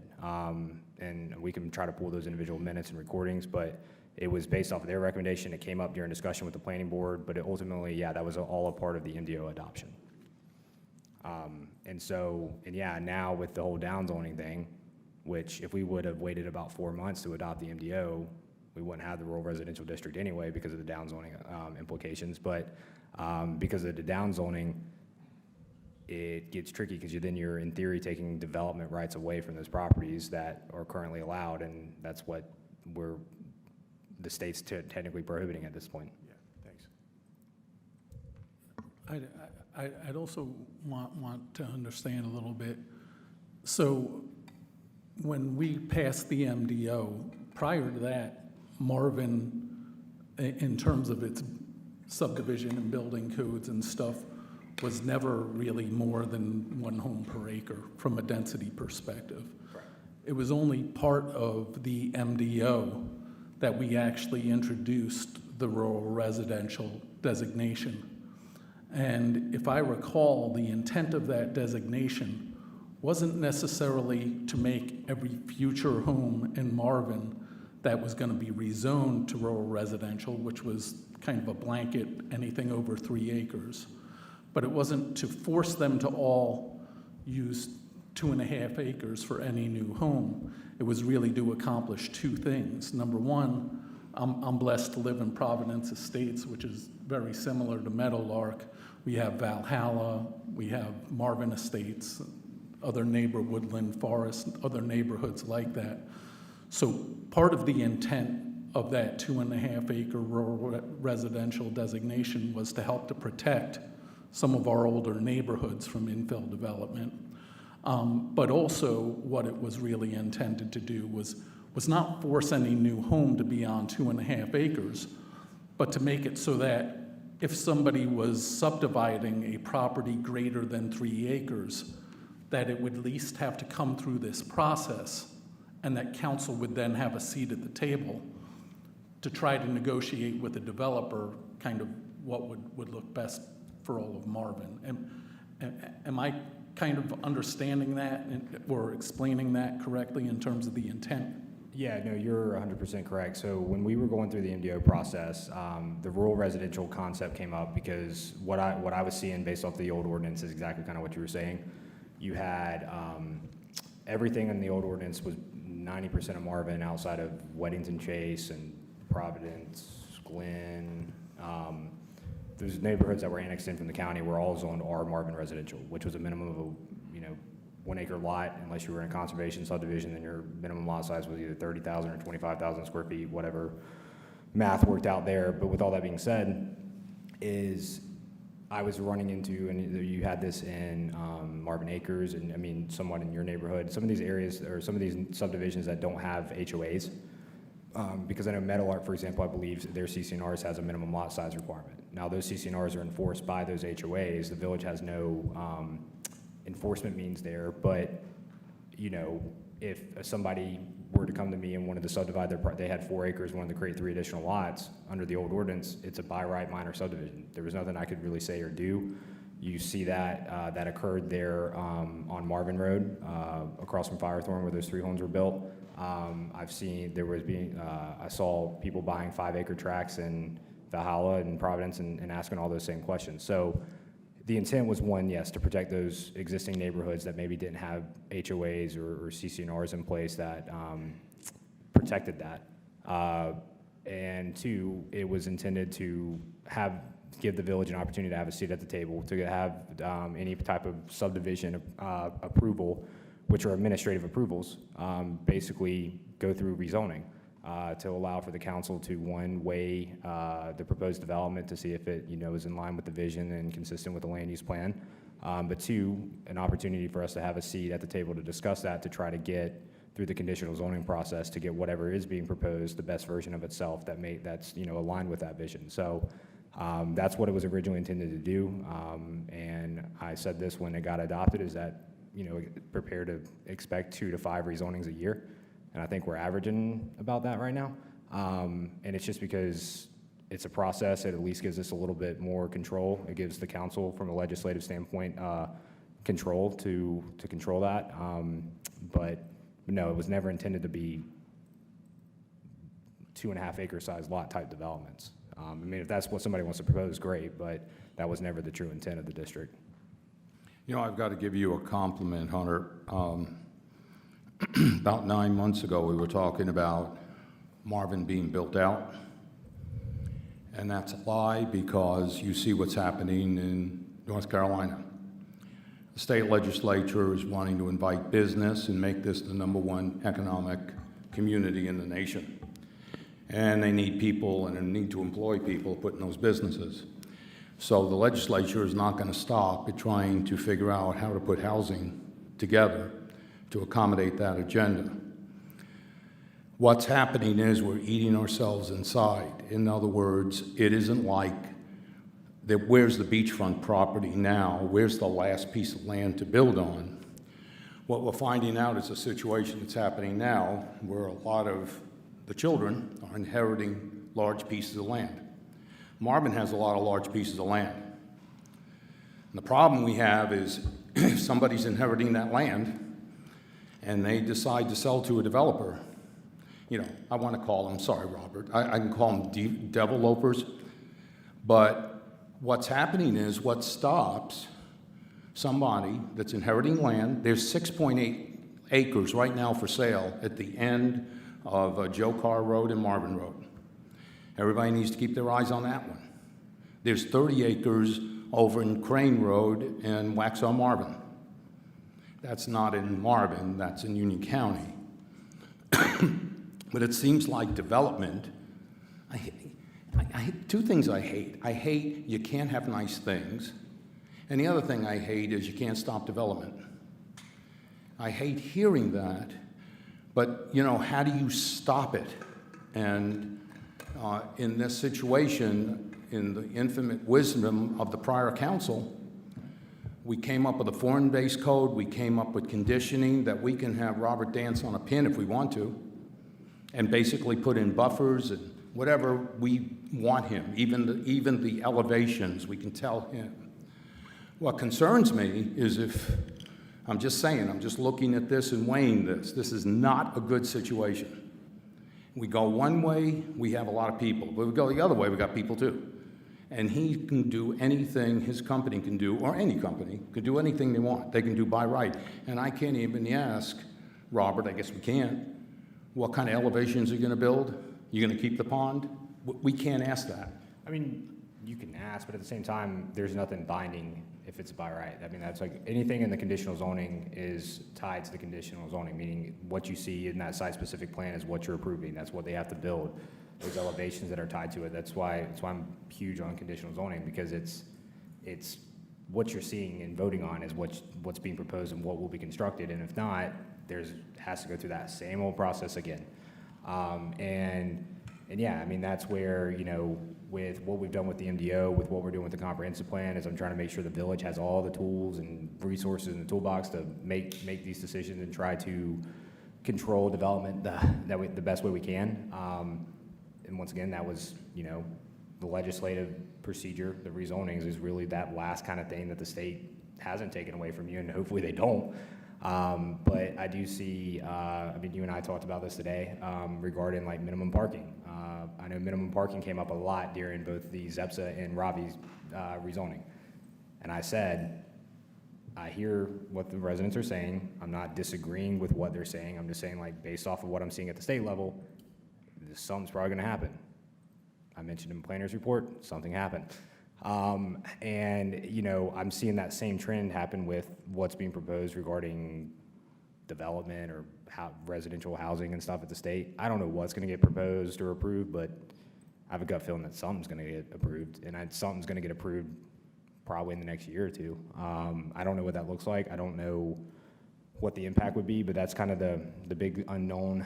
That's, I mean, Lucas and I talked about this today. It's like the political side of what we do in planning is kind of the biggest uncertainty, because there's things that can change at the federal level, state level, and legislative decisions at the local level that, you know, impact what we do, and we're kind of handcuffed based off of that. So, yeah, it's a tough decision, don't get me wrong. And, you know, it doesn't stop because, you know, I'd hate to put this out in the ether, but de-annexation is getting easier by the legislation. Yeah. And we have a piece of property across the street, so who knows what. Yeah, I mean, and that's, like I said, I think, you know, during my tenure here, it's one of those things that I would rather, you know, the council have a say, and let's discuss it and try to get what we think or what the council thinks is most aligned with the vision and the goals of the village. That's what my job is, you know, try to make sure you guys have all the information to make these decisions, and ultimately it is your decision. And with this project specifically, like, you know, they've listened to staff, listened to public comment, and gotten down to where they're at. It's kind of hard because this is the most open space and tree protection that you're going to see in any type of development here in Marvin, and that's where, like I said, that's the fun part of my job, is like you get it to here, but there's still, you know, is there ways that it could be better? Maybe, but it's still hard to determine. It's hard to, I guess, listen and try to address every single concern into a project. I mean, I try to do my best to find that middle ground the best that we can with working with developers, but it's impossible to make everybody happy, and I wish I could. I remember back, I attended the first public information meeting on this, and it was originally proposed, I think, at 29 homes for the 24 acres. And, you know, I remember even sharing with some of the Meadowlark residents, I said, well, you know, yeah, we all want, you know, to keep to what Marvin is, but there's a lot of definitions of what Marvin is. And, you know, I think pretty generally most of us consider it at least a home an acre, you know. Prior to Marvin even existing, Union County, which this well was, it was R40, which was basically one home per acre. And when we got to be careful of, we say, you know, what Marvin is, because there's a number of us here on the dais that don't live on a full acre property, you know, so you have to be careful of saying everybody has to have an acre, because we like to be able to preserve common and open space, shared spaces within these subdivisions and so forth. And the other thing, you know, Bob, I know you mentioned you'd love to see the development stop, but it's not realistic. And, you know, my concern is also looking out for the residents. Sometimes when they're, you know, they see one thing in front of them, but they're not seeing what's behind it. And unfortunately for Meadowlark, you know, a lot of them folks feel that way with the original Heritage at Marvin, you know? And many years ago, there was a developer that was looking to put just 8 homes on large properties there.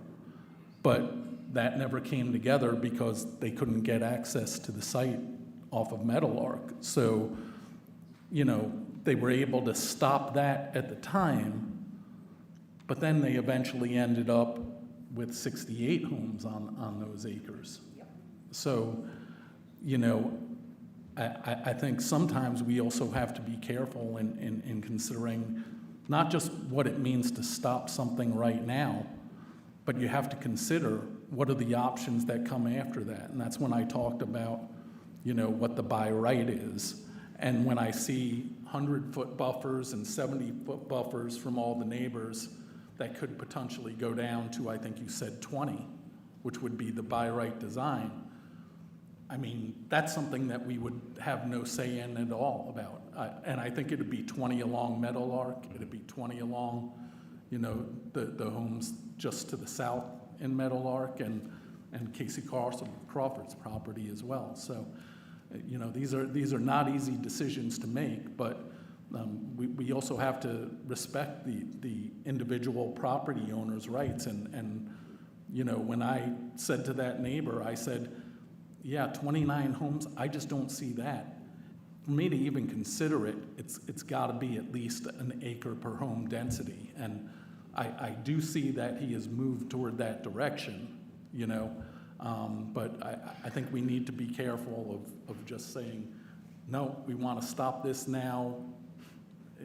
I think, like was said, there's an awful lot of preservation that's in this plan, and I don't think we can look at this one and just say, well, look at Heritage at Marvin. You know, I think this is something that has to be kind of looked at for its own, you know, benefits and challenges, you know, to both the local residents that, like I said, I live in a large lot neighborhood, so it's easy for me to be isolated from some of those things going on, but we don't necessarily have the ability or right to determine what happens with our neighbor's property, you know? I agree, but I'm not afraid of that so much, and I think that's kind of a good thing, is that it's a free country, and there's also the free market. And the free market's why I'm not afraid of that, is I do trust Jones Homes, if they go the by right, to make a quality product and to make something nice that they'll be proud of, that'll make their name good, that the community will like, because they're going to want to probably continue to build here. And I think it's, you know, I think we all think of our worst case scenario of what a duplex is, but I'm sure they would make something really nice, right? That would sell and they would make a profit on, and it would be on bigger space, and that might be a good thing, you know? And I do think they got closer to, I think, what we all maybe had in our minds. I don't think they got all the way there, but I'm not afraid of the future. Robert, can I ask you a question? I can address you, right? This whole, you know, I got to tell you, as we've known one another, as you worked on the other project, and you know, all the various you've done around the community, I was almost shocked and surprised when you had made an offer to purchase this piece of property, knowing the blowback that was across the street, okay? And I thought to myself that, well, maybe you would build 5 or 6 mansions on the thing, you know? It's a beautiful piece of property, you know? Of course, now we're left with, we think if we don't go with this, to your point, I don't know what he can do, what by right, what we don't have any control. He can do anything he wants.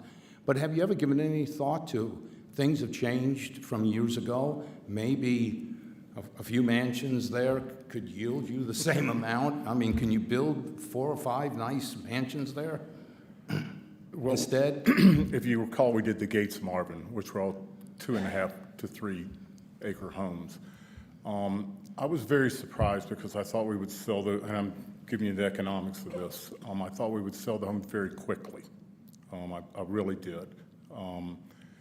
We sold one home very quickly and the property sat for a long time.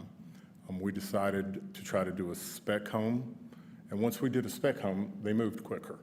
So, I mean, it's an economics thing. When we look at stuff, I look at velocity. So it concerned me about how that property performed. What I'm paying for the property, I would end up having to build a $3 million plus home over there.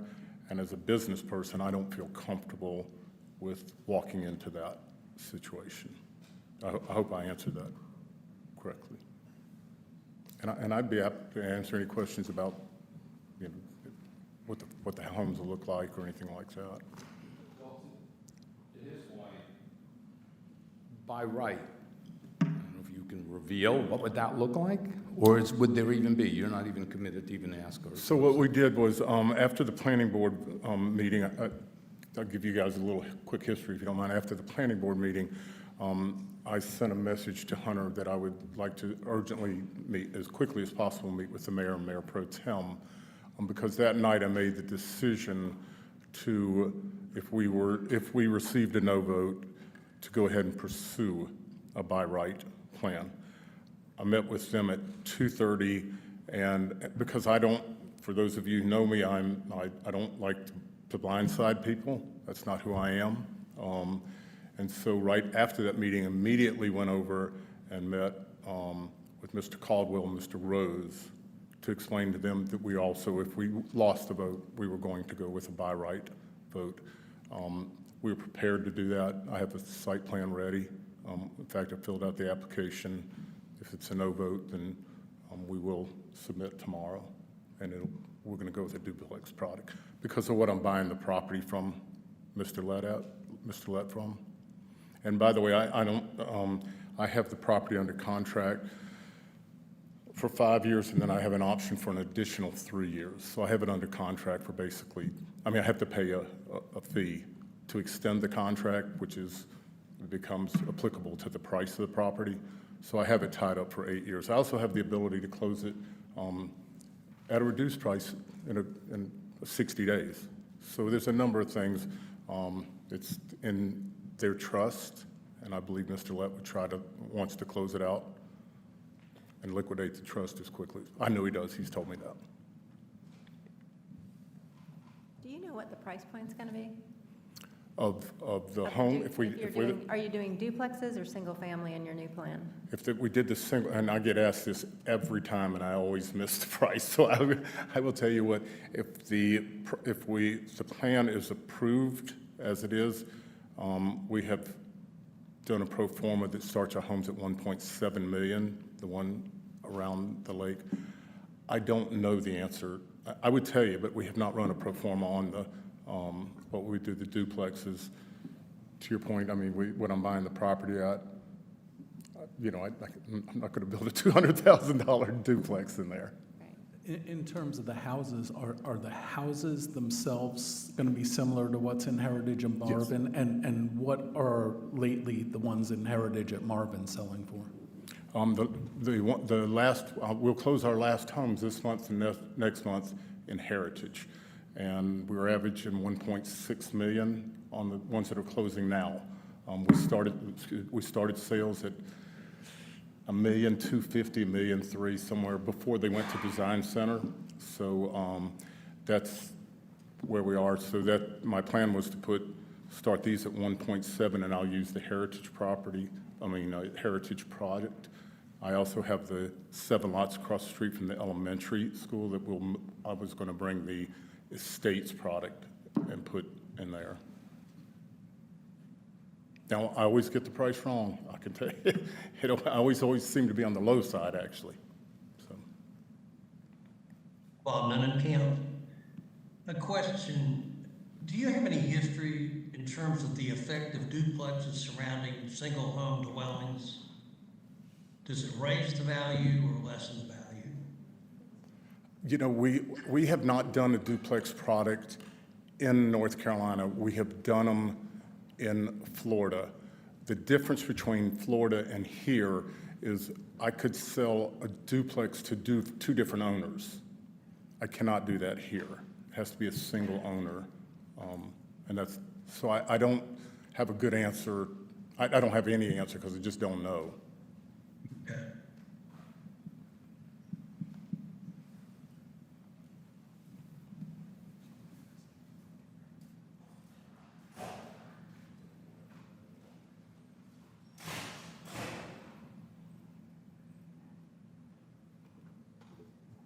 Are there any other questions or comments? Mr. Mayor, I'd like to make one comment or just a thought. I think the objective of, or the hope for most residents of Marvin is low taxes. And, you know, the comment of we don't want development. Well, if we don't want development, I wouldn't be sitting here, and many of you wouldn't be sitting here. I think what we all want is thoughtful development. And for us to maintain our very low tax rate, we need to grow our top line in revenue, and with future developments and this development. So I just hope people are open to development as long as it's thoughtful. And I'll echo what Councilman Nunnenkamp had to say. I think thoughtful development is key. You know, a yes vote, a no vote, either way, there's going to be development on Meadowlark. I think that's just a reality of it. It is the reality of it, and it's not necessarily a bad reality. For what Bob's saying, it increases our tax base, but it also, I think right now, alleviates the risk of something worse down the road, is what we keep hearing about, like what's coming out of Raleigh. So I see this as kind of an opportunity to do something that is right, but I think we need to do it the right way. I think we're, to what Councilman El-Raz was saying, I think we're close in terms of, you know, what our, at least I think some of the council's expectations are with respect to the site plan and development, but I don't think in my opinion, we're not quite there. I have concerns still about access. I have concerns candidly about the size of the lots. I mean, I know it's 1 acre per or one house per acre, but that doesn't mean 1 acre lots. And I don't want a repeat of what we had at the Heritage, where you have really tight lots. And I know that, and by the way, I want to back up a little bit and say I really appreciate the way that Jones Homes has worked with us and had a lot of discussions in their reach out. It's been very productive, I think. I just don't think we're quite there yet. And I appreciate how they expanded the lot sizes, did everything they could to increase, you know, keep the buffers in place, but I just don't think we're there yet. I believe in development, I believe in property rights, but I also believe in, you know, following the law and the rule of law with respect to the ordinances and how we need to go about assessing this particular application. And I just don't think we're at the reasonableness stage yet. Yeah, I think the issue is quarter-acre lots for me, and I've said it. I mean, this is not a surprise. I've said it to y'all the whole time. You know, I would hold my nose at, you know, 0.62, which I think is the average in Marvin, but I think there would be pitchforks at this town hall if we approved quarter-acre lots again, so. And they're a little bit bigger than a quarter acre, I think, right? I mean. Not by much. Okay. All right, I've got a wild card here. I've been with the council a long time. I remember when we first started talking about the Heritage District, we had the Construction Professionals Network, an institute of NC Growth and SmartUp that came and proposed the whole thing about the Heritage District. I wasn't a fan, but when I saw that even the 2019 survey results with 354 responses, and a little over half of that thought that it might be a good idea to have a Heritage District, I thought it might be a good idea because I was concerned about traffic. Still concerned about traffic, okay?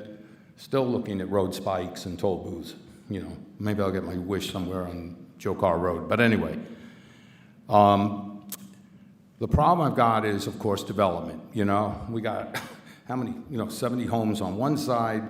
We've got, we're going to have another 24 on the other side. But that really clogs up the arteries. That might keep all the development from Waxhaw coming this way, because there's going to be lots of people coming in and out of accesses. I don't know. But we talked about in that group, I'll never forget it, it was July 30th, 2020. And we talked about how would we do this, how do we add it to the agenda, this Heritage District. And it talked about, a Mass General store and a coffee shop, and wouldn't that be nice, and all that, and then you would have mixed use.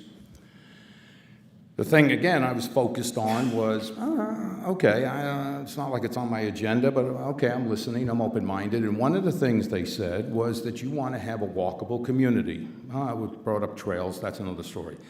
But they wanted a walkable community where people could walk in the downtown area, downtown. I will remind everybody that I was part of the National Trust for Historic Preservation and the Main Street program. Okay, I've been to many conventions in different areas across the United States and saw lots of downtowns. And I kept thinking, okay, we're building up a downtown from scratch. Okay, it might be quaint, not real sure. But one of the things that came out of it was that Eford Park was a lousy place for a park. It was way down the road, had nothing to do, it didn't bring anybody per se in Marvin, they had to drive to it. They said, what you need to do is have housing, which was shocking because it was being built in the middle of housing anyway, but you needed to have housing and maybe even a retirement community kind of thing, and I mean, we were all kind of, but we said, okay, there need to be a housing community, which gave birth to the Heritage at Marvin. But the other thing they said was you really need to have a park. You need to have some sort of a park that's down in the community so that when people are walking to the Village Hall, they're going to the Mass General store, whatever that is, now you've got what might hopefully be a beautiful pub, whatever it's going to come out from. Everybody be walking about, you'd have a park. This came up in the last council. So here's a seed to throw out to everybody. What if we were to turn around and say, okay, maybe we purchase the Lett property and we sell Eford Park and Jones is willing to bid on it and turn around and let them build down there and then keep this as a park and actually develop it in a park. We talked about it in the last council meeting. And that might be, I remember, Jamie Lyon, former council member that I was on the dais here with, that said, if you don't like what's going there, buy it. So, what if I throw that kind of thing out there and say, a nice development on Eford Park and take all the amenities and everything in Eford Park. You got close to the same acreage over here and it's got a pond too and everything. Why not put that over here? And put it, instead of inviting more traffic per se, even though there'd be traffic, people going in and out of the park, hopefully the walkability from the people in Heritage of Marvin, it would be part of what the plan was. It was that was the original plan for the Heritage District. Just throwing that out there. We still have to vote on the underlying application in the legislative process of whether it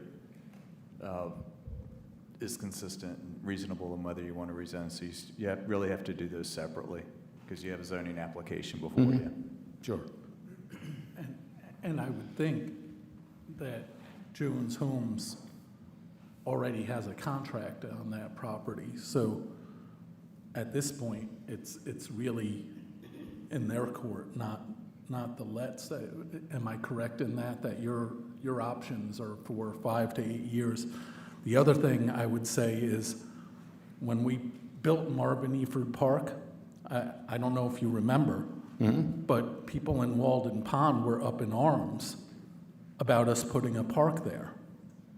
They just wanted it to remain woods. So I don't know that a developer is going to have any easier time putting 24 homes on 24 acres in Marvin Eford Park, than they're going to have this way. So I'm not really sure that, you know, that would make any sense anyway. Just giving an option C. Yeah, no, understood. So we're going to take this to a vote? Someone want to make a motion? The motion does need to be made in the affirmative, and then if you're against, you just vote no. So yeah, that makes a yes and a no a no.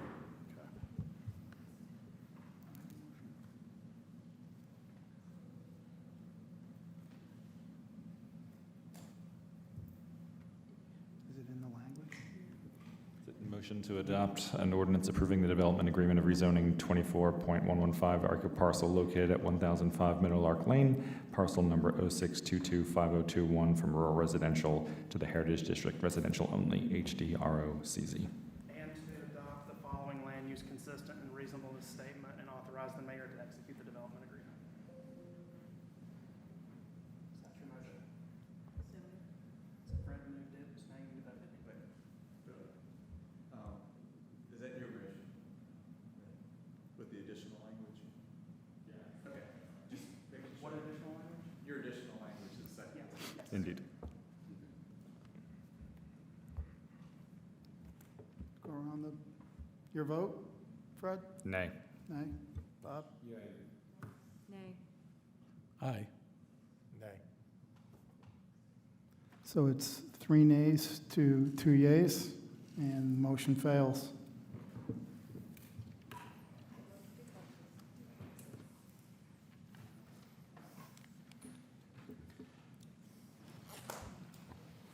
Okay.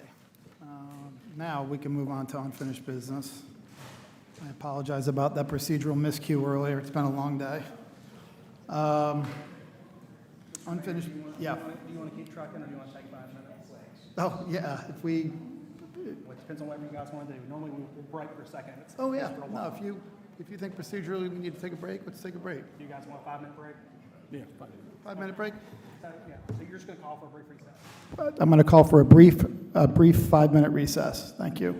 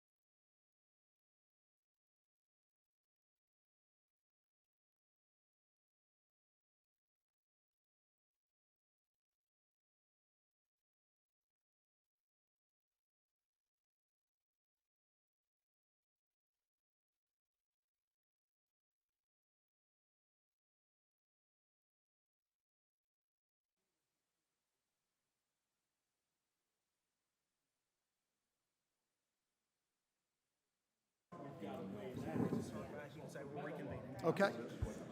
Okay. Okay, gang, we're going to reconvene. It's about 8 o'clock, and we're on a really good schedule here because I didn't have to speak at the last public comment and take up everybody's time. So, next piece is the unfinished business and the update on the village manager search. Angel, I know what I would say about it, but do we want Lehman to Well, I think brief us? Austin Or- is- Oh, are you leading the? Do you have the, I mean, I know that we got some information, we got an email back From Geraldine, yeah. Yeah, I am not privy to that. I So that is, Okay. I will leave that to you, okay, Angel. all right. got the notes here. You have it? Yeah. Okay, well, go ahead then. So we received an email this last week. It was from Geraldine Gardner. She's at Central Ina, and she basically said that there were 40, the window was closed. There were 43 applicants. 16 of them are not deemed qualified. 16 are technically qualified. 11 of them are highly qualified. She said we should have the packets on the 11 that are highly qualified, and I would assume the 16 that are technically qualified by this Wednesday, July 11th. So until then, I guess, will she send them to you, or Lehman, will she send them to you? Okay, all right, then someone needs to They respond to told her me email. They would be communicating solely with you all. So directly to us? Yeah, Okay. so I don't Okay. know if they'll go through Lehman, but they might just go straight to you guys. Okay, Either way she wants to do it, I'm happy to handle it for you. okay. I didn't know how much in part of that, how much part of the process you were, Lehman, being the interim. And have we finalized the process that we were gonna discussing internally about Yeah. a panel of us Yes. doing some initial interviews and then a panel? So we've got, so the way that we've set it up is that myself, Bob, Nunnenkamp, and John are going to do the initial interviews, and then round 2 is going to be the other guys, and Joe is going to talk to Joe will everybody just kind of talk to them separately. individually. Yeah. I'm pulling up the Yeah. email now where Geraldine, where she explains in the last paragraph there will be Zoom call interviews and things like that, but, yeah. And did I read that email incorrectly? I thought she said that the initial posting phase is closed, but that applications were still being accepted. Let me see here, That let's sounds see. right. I haven't seen The it. initial 30-day posting period for this position has concluded, and I'm very pleased to report that we have received 43 applicants for the position. Note that the position remains open. Okay. Correct, and we will continue to evaluate applications as they are received. Of the initial pool, and then it's the numbers I gave you, and then she says by Wednesday of next week, meaning this week, we will send you a package of information on all 11 candidates with the request to conduct the initial interview or the initial review. The package will include each candidate's resume, a cover letter, and a profile that we will develop from the phone screen. You will be asked to score each of the candidates based on a set of review criteria and that we will provide to you. In terms of next steps, you will select candidates for the first round of the formal interviews based on this first process. Please anticipate that the first round of the formal interviews could occur the week of July 27th. I would appreciate hearing back regarding any potential vacations or conflicts during this week that we need to account for.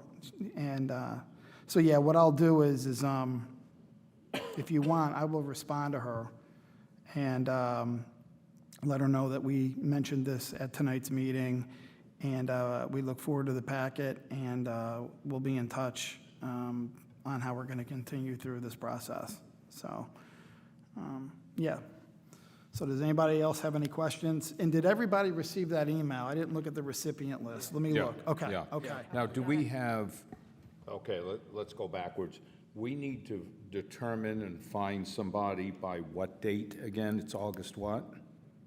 Did we come up with that?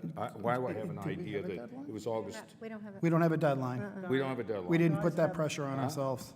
You had the initial goal of making an offer by early to mid-August. Mid-August? That was That's what what I that was thought, what you guys okay. originally said. But that's not in stone. Okay, okay, that's what I'm just double checking, okay.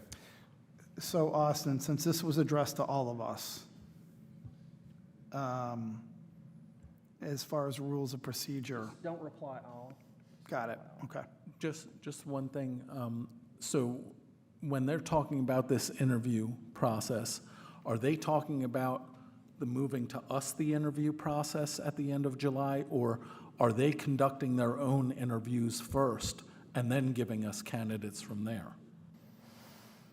It says here, in terms of next steps, you will select candidates for the first round of formal interviews. So there's going to be a quick screening on who makes the first cut on the interviews, and then we will conduct those first interviews the week of the 27th. But are they making that cut, or are we? They are reducing the list for us, yeah, based on the criteria we gave them. And it looks like there's 11 candidates that are highly qualified, and there's 16 that are technically qualified. When I added up all the numbers, it is 43 applicants, so I believe we're getting the 11. But we could ask for the other We 16 if we wanted we should, them. Yeah. because there may be an exception in there that's marginal. That's Yep. right. Yep. Okay. Okay. All right, very good.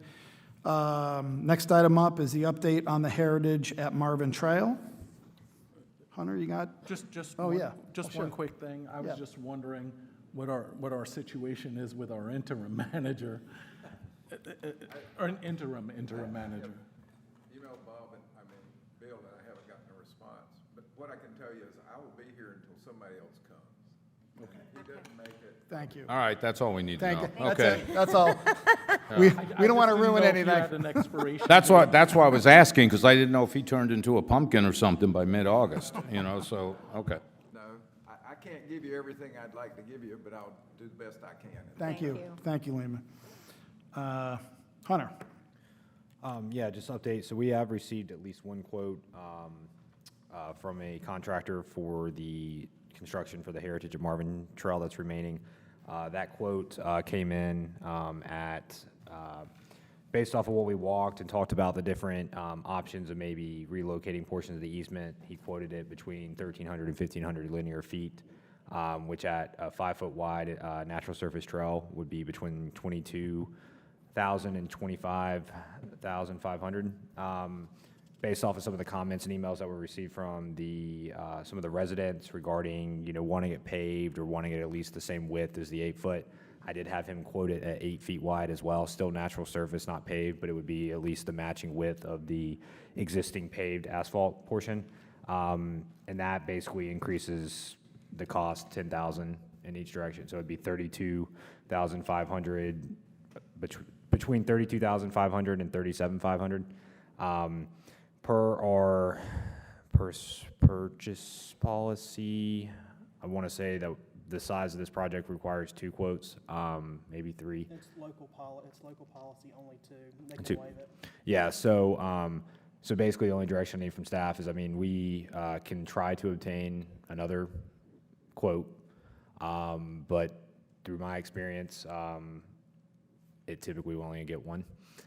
So council can waive that 2-bid requirement, and we can put that on the August agenda for you guys to consider, and staff will continue to try to obtain another quote in the meantime, if that's okay.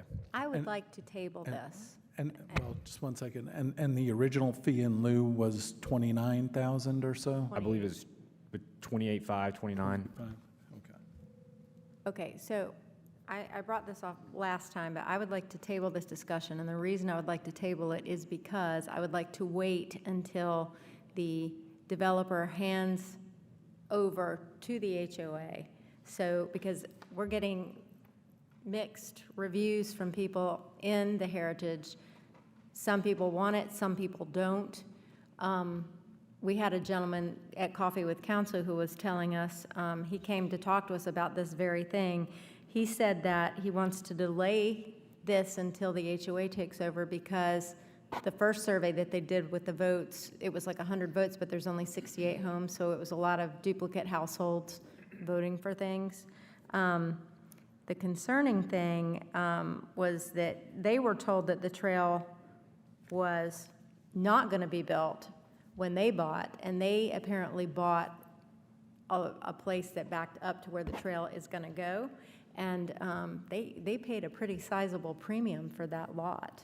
So, and he's not the only one. There are people that are closing this month and next that are very concerned about this. So I would just ask council can we just table this until the HOA takes over, which will probably be in October? Why? The HOA, when I talked to Rob, it's not planned for them, because they have to, they have to, one, close out with the village. They also have to close out and do all the pond conversions and transfer their post-construction stormwater permit. Rob said it most likely wouldn't actually be transitioned over to the actual homeowners itself until late next year, if not early 2028. That long?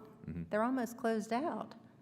It's the estates at Marvin Branch closed out last year with the village, and that's 16 homes, and they just transitioned it to the homeowners association within the last month or two.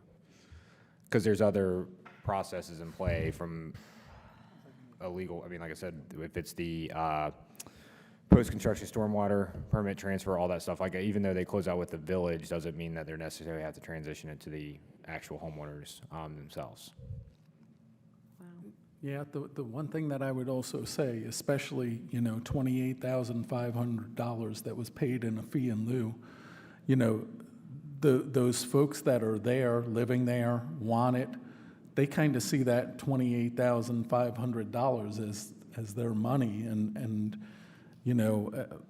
I'm not sure what the miscommunications were. I saw numerous sales information sheets and everything that reflected consistently that path. I don't know that there were any of the sales sheets that I was provided with that didn't have the trail there. But Rob even told us in a meeting, that they stopped marketing it. Yeah, he said it was a hot potato because half the neighborhood didn't want it and half the neighborhood did want it, and he didn't want to be in the middle of it.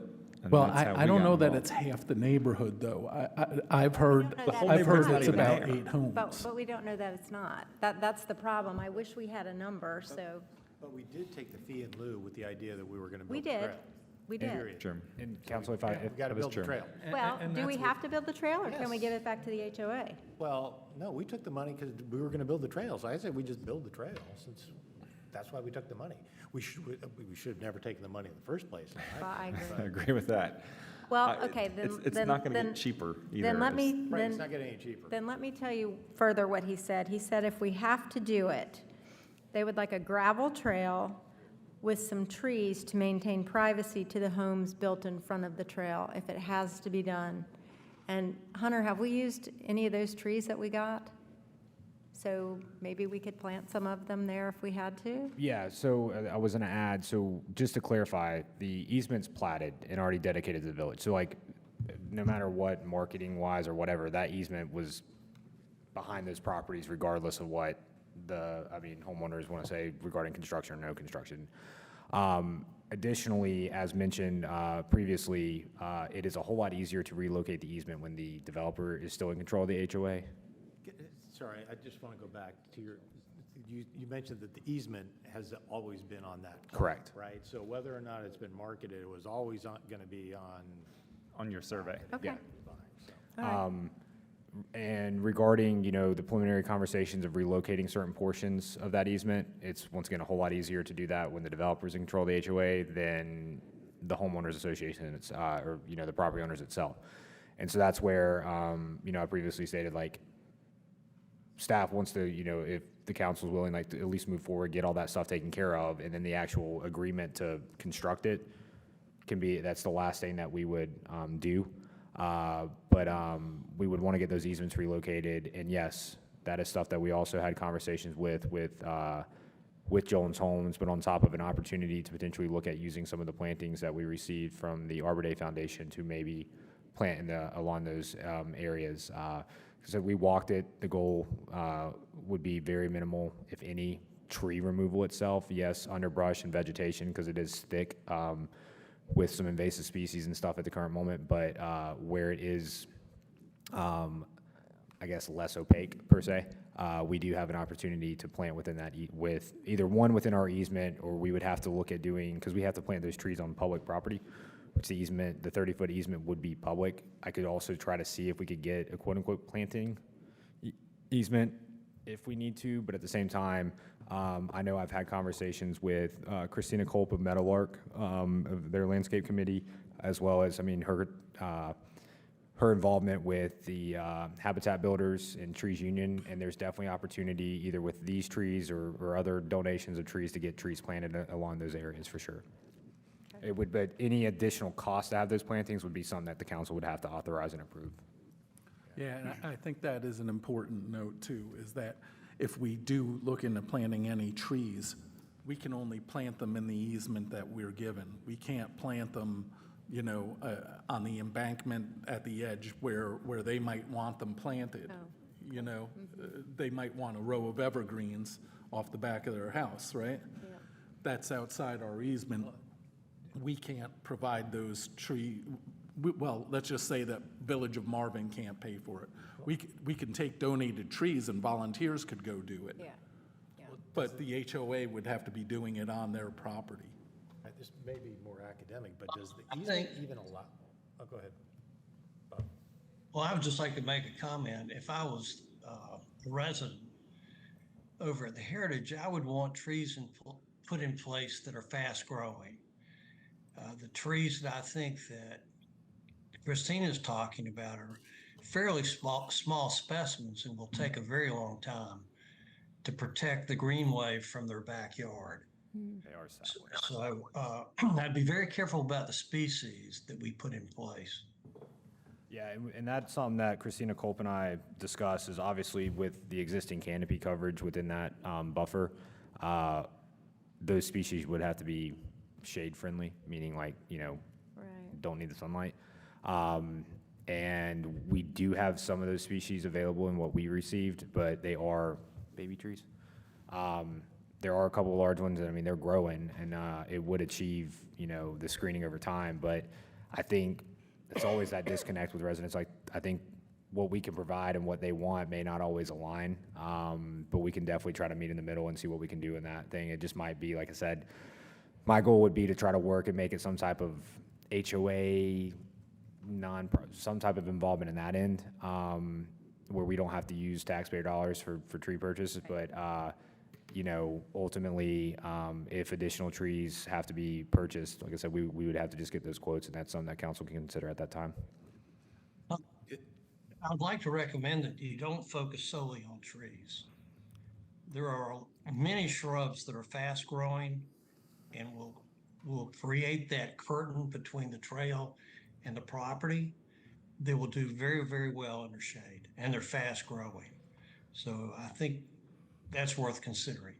Well, and here's the thing too, if it's gonna cost us, you said it was between 22 and 25, Hunter?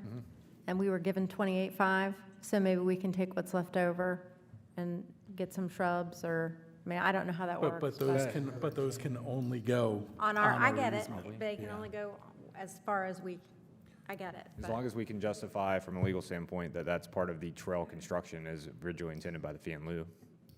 I know, and sometimes those fee and lieu have restrictions in the language. We just need to look at that and also make sure. All it says is for greenway construction and I think recreational use. It's vague. Because it's not, from my understanding, and correct me if I'm wrong, and I can, like I said, we can pull it up and look at it after the meeting, you know. But the way it reads is it doesn't say that those funds have to be used specifically on the construction of this trail. It just says greenway construction in general. That's true with most of them, correct? Okay. Now, yes, if we receive money to construct something and the residents want it constructed, it makes sense to use the money that we received to do it. Don't get me wrong. But most of the time, that's intended where if you have, for example, we could use it to have the Marvin Loop to build that connectivity. The goal is to build connectivity in between those gaps instead of, you know, having them maybe develop a portion that's not being connected to anything. But that's solely on council's discretion to make that decision. So, but yeah, I mean, as long as we can potentially justify any overages there, maybe we can use it for tree planting. Does our easement even allow us to plant trees? I mean, what do we have an easement for? Is it just for people walking along there, or can we do The whatever we 30-foot want? greenway easement for construction and public use. Once again, That from a includes legality planting standpoint, from a legality standpoint, I'm not an attorney, so whatever I say next is not legal advice. That's why we have chaplain. But, you know, I feel like screening elements or certain enhancements along the trail could fit in that I think narrative. screening along the trail, but just if we're going to fill it up with trees, it's starting to change a public purpose. Right, I mean, I imagine, it wasn't so much that, but do we need the HOA's permission to plant trees? Not that they're going to object, but I just want to make sure we cover off on that. Yeah, I mean, if we do. I think there's ways, like if we needed to, from a legal standpoint, if it was outside the easement, we could potentially get a public planting easement. How many And- houses are, Well, and there is a significant elevation change. So the trail is up pretty high where the houses are down kind of low. So the ideal place to have any screenage, and there's one little section where we were already talking about moving the trail further into the middle of the growth. But the issue is that if you're putting screening trees, those, or bushes, shrubs, like Bob said, you really have to keep them on the outside edge of what's there now, or they're just not going to grow. They're just going to not have enough sun, because it is heavily wooded in that area. do we know how many 9. houses? 9? Yeah. So it's not that many? Yeah. Okay. Okay. And like I said, I've spoken with some of the residents that have purchased some of those lots, and like I said, you know, conveyed to them that the goal is, and let me just, here, I'll just do this real quick, just for kind of clarification.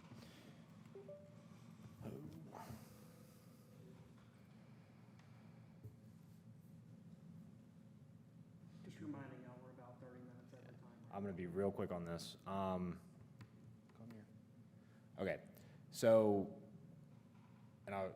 hopefully this makes more sense in the plot. So the current trail ends right here and connects down into the neighborhood. The existing easement goes along this area, so it is kind of tight along the back of these properties. But we have plenty of options to kind of, like I said, bring it out. That's why that linear footage kind of varies based off of 1,300 to 1,500 linear feet. We could bring it out and then get it more centered, where once again it gets it back from the back of those properties. It also gives us an opportunity to kind of get out of some of the heavily wooded areas where we don't have to do, it's less disturbance. So this is, that is where we definitely want to relocate, because that's based off of where it's platted and staked. There's about these 3 homes right here between 2037 and like 2045, like the easement's like right at the back of their property line almost. So Okay. we would definitely, that's where we're already walked it with Jones Homes, and they've agreed to, you know, whatever we need to do to relocate to get the documentation, because it's just right on the back of those properties, and we want to be considerate about that for sure. And lot 2037, that's, you can see that kind of blank area. It's kind of a steep embankment down from the wooded area. And then if you scroll down to the bottom, it curls around and then comes back into the end of the cul-de-sac.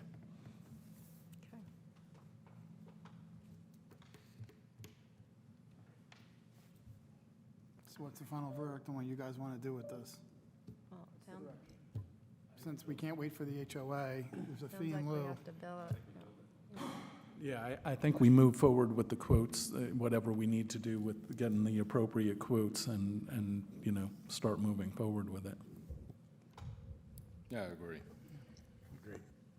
So thank you for that direction. So staff, we will work on trying to obtain an additional quote, or, you know, 2 or 3 more, if possible.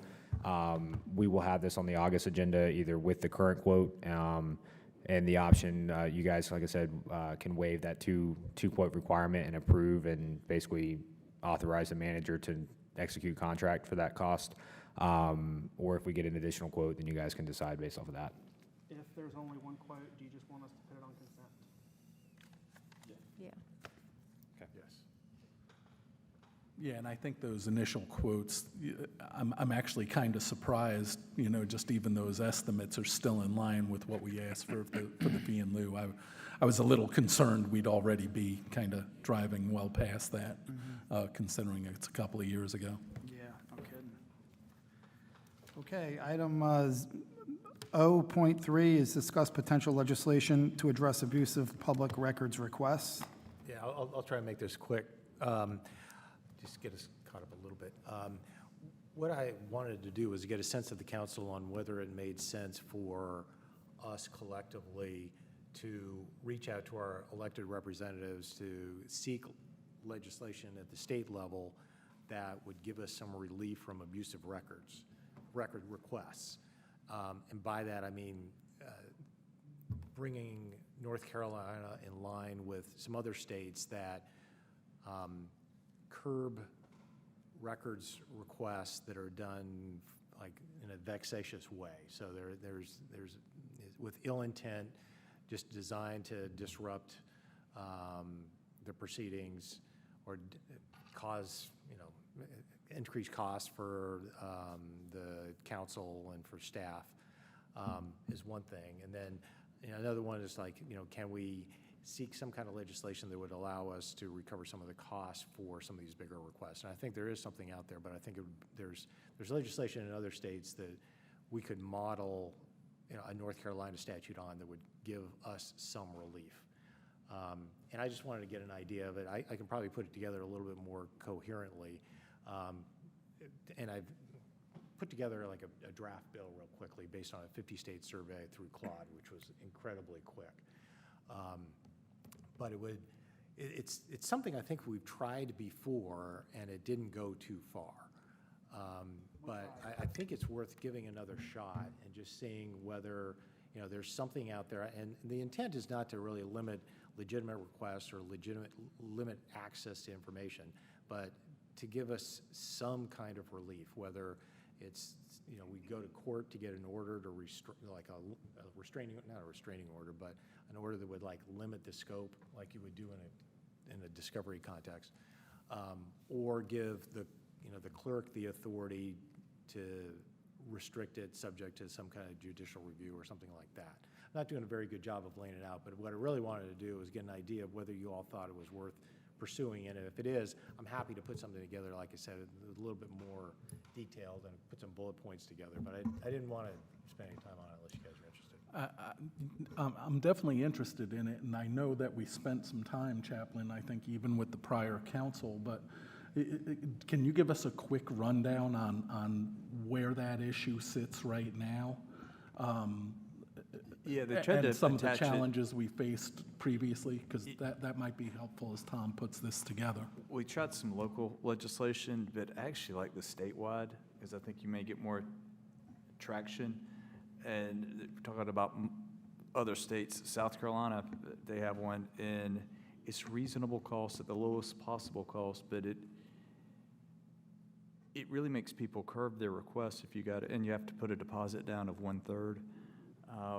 It's the people's documents, but it's gotten to where it's difficult in North Carolina now. You're getting so many requests, and I think that if you look and show all these other states have low costs, it's not to prohibit access, it's to make access reasonable. And I think the way that I look at it is that it's just taking the cost off of the taxpayer and putting the cost on the person who's requesting, because somebody's got to pay for it. So the pitch that I would make is to say this is really just taking the burden off of the taxpayers and putting it on the person who's seeking the information. And that's for an ordinary one, but it's particularly. It's the cost of doing business as a government. That's true, You're too. still, even if it's not a cost recovery, it's still gonna cost. Sure. But it mitigates. Right, particularly in the case where they're like, it's an abusive request. I think you will probably have better luck this time around, like in next year's session with the General Assembly. This is happening with municipalities across the state. I talked to a lot of different clerks, and a lot of them are drowning right now. Just so you know, today I went through 8,500 pages. Austin, do you know if the league is working on this at all? I mean, they're our major I don't honestly. lobbyist for us. You don't know? I honestly don't know if that's on their legislative agenda. I've taken a look at what their agenda was, and it didn't look like anything along those lines. Spoilers. Okay. Well, anyway, I just want to get a general idea, and I'm happy to come back, put a little bit more meat on the bones in the next meeting. Just to give you I an think idea it's a of what we're great thinking. idea.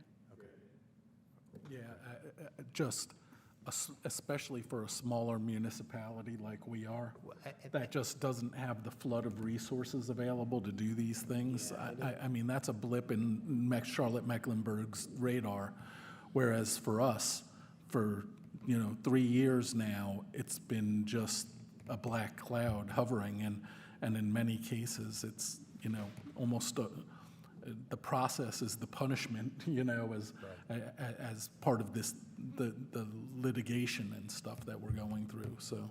And the draft bill I put together would be limited to, municipalities under 10,000, or if we need to get more, we raise it. But, yeah, maybe 15,000, 20. But anyway, smaller municipalities just don't have the resources to handle it. Right. Yeah, I think the spirit of it makes sense. Just as long as no one feels like they're being silenced or whatever. Let's see here. Next item up for bid is 0.4, discuss and consider donation of digital public comment sign-up software from council member Fred Ilaraza. Fred, take it away. So we created something, we've had the issue where we want to follow up with someone who came in for public comment and we don't know how to reach them, or we couldn't read their email address, or trouble pronouncing names. So it was just to create something, out of 2026 to have people sign up digitally, and we'd be able to get in touch with them by phone or email and follow up or answer people's questions. And then that was donated, if the council is okay with it, to the village. Me and Fred met earlier today on this and just kind of threw some ideas together of how it would function. I'm all for donations that make the job easier.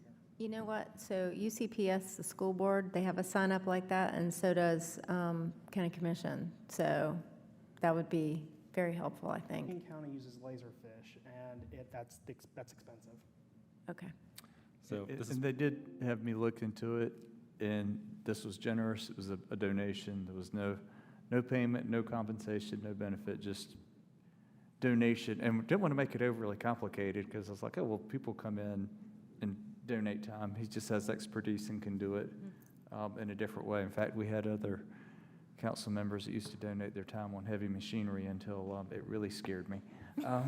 So this is not as scary, but I think this could be a great benefit, and we did look at that. And as long as there's no payment, there's no compensation, no request, and you grant permission as to help.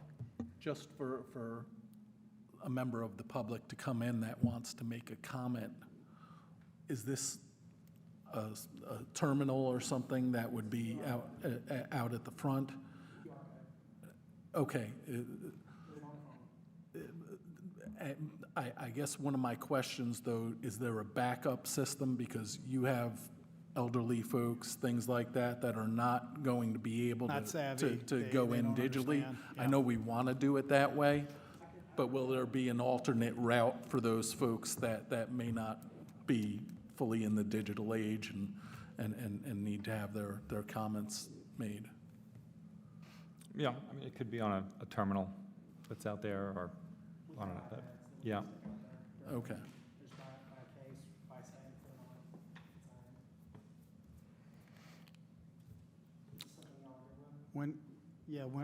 When do you think this can be implemented? How soon were you thinking? Immediately? Tomorrow. Or the I next think it's meeting? just, we have a prototype, but we just kind of wanted feedback, like, things like that maybe we didn't think of. And we can, I can donate some iterations, and if some tweaks need to be made, that's no trouble at all. Cool. Yeah. Along those lines also, and this is where it gets sticky, but we could make an LLM that lives in our system and can't escape, and all it knows is our internal public documents. And when a request comes in of those documents, instead of going through 8,400 pages, it could, in seconds, go through them and then give a human, this is what's in there, and the human could go through them and decide what's relevant and what's not. But it would drastically cut down the amount of what's now manual. What is LLM? A large language model. So you'd essentially have an AI trained only on our stuff and what our public documents are.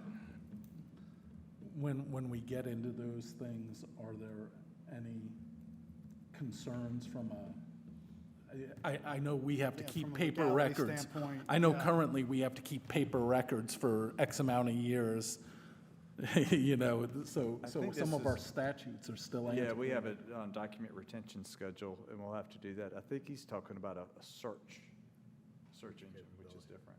Yeah, Yeah. this would essentially be a search engine of digital stuff that's currently digital. So like emails would be, Okay. So it's a software that would interface with our Outlook yeah, database. it would and- live in there, exactly.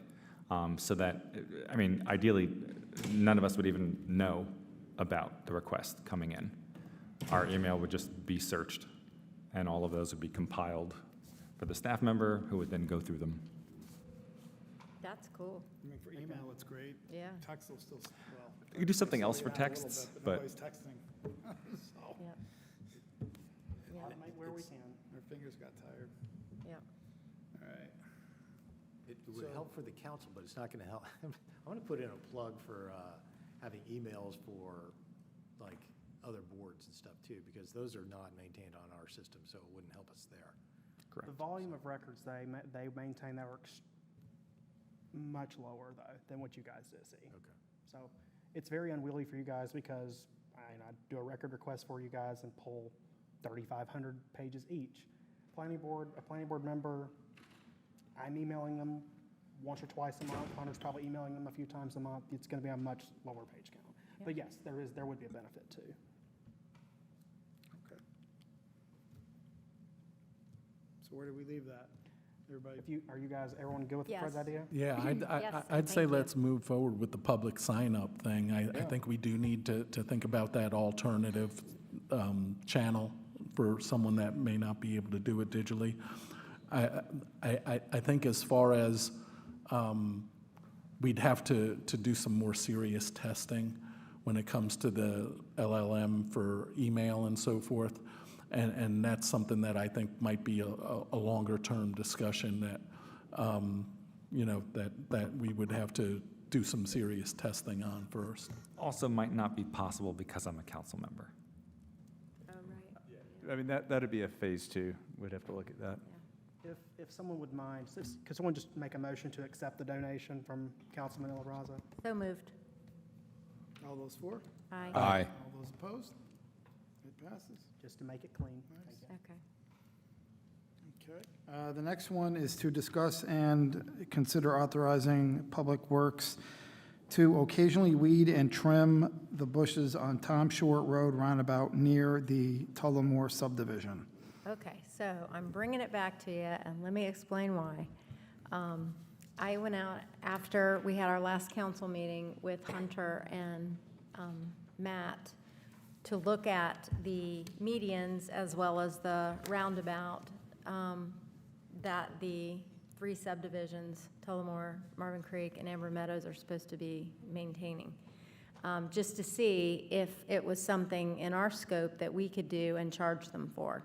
Unfortunately, we don't have the manpower to do that because we only have 3 part-timers and Matt's full-time. So they don't have the ability to do that. But while we were there, Matt looked at the roundabout and said, just the Tullamore one, and said that it would not be hard to maintain that because all it has is bushes in the middle that need to be pruned once a year and, you know, weed killer sprayed and once a year with pine needles. So, and he said they're already out doing the Tom Short stretch that we own anyway.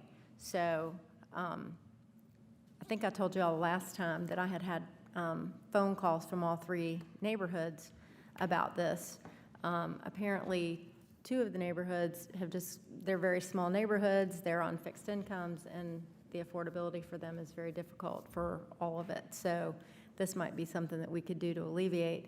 The one thing that people kept saying to me was, there are only 4 North Carolina DOT roundabouts, and we maintain 3 of them, I guess because of an agreement we have, but we don't maintain the 4th, which is Tullamore.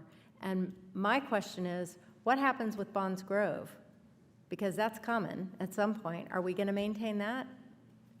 Same with if we end up doing something at Joe Carr and Marvin, are we going to maintain that? they just feel like, why are we doing for some and not all? And that's why I'm bringing it back and just saying, if it, Matt said it would take 15, 20 minutes whenever it was needed. So, do you guys have an issue with that? I guess I'd like to throw in what I think are some of the differences between the other roundabouts that are maintained. And those roundabouts currently, which will come to include the one on Bonds Grove as well, those are not on Marvin roads. Those are on NCDOT roads. So that's the first thing that I think. Well, but so is this one. This Tullamore is on an NCDOT road. We don't own it, and it is an NCDOT roundabout. No, understood. When we did the agreements with NCDOT for those roundabouts, part of those development, correct me if I'm wrong, Hunter, we had to have specific development agreements with them for what we were going to do with that roundabout. And they had requirements that we had to follow, in terms of the height of bushes, all of those type things.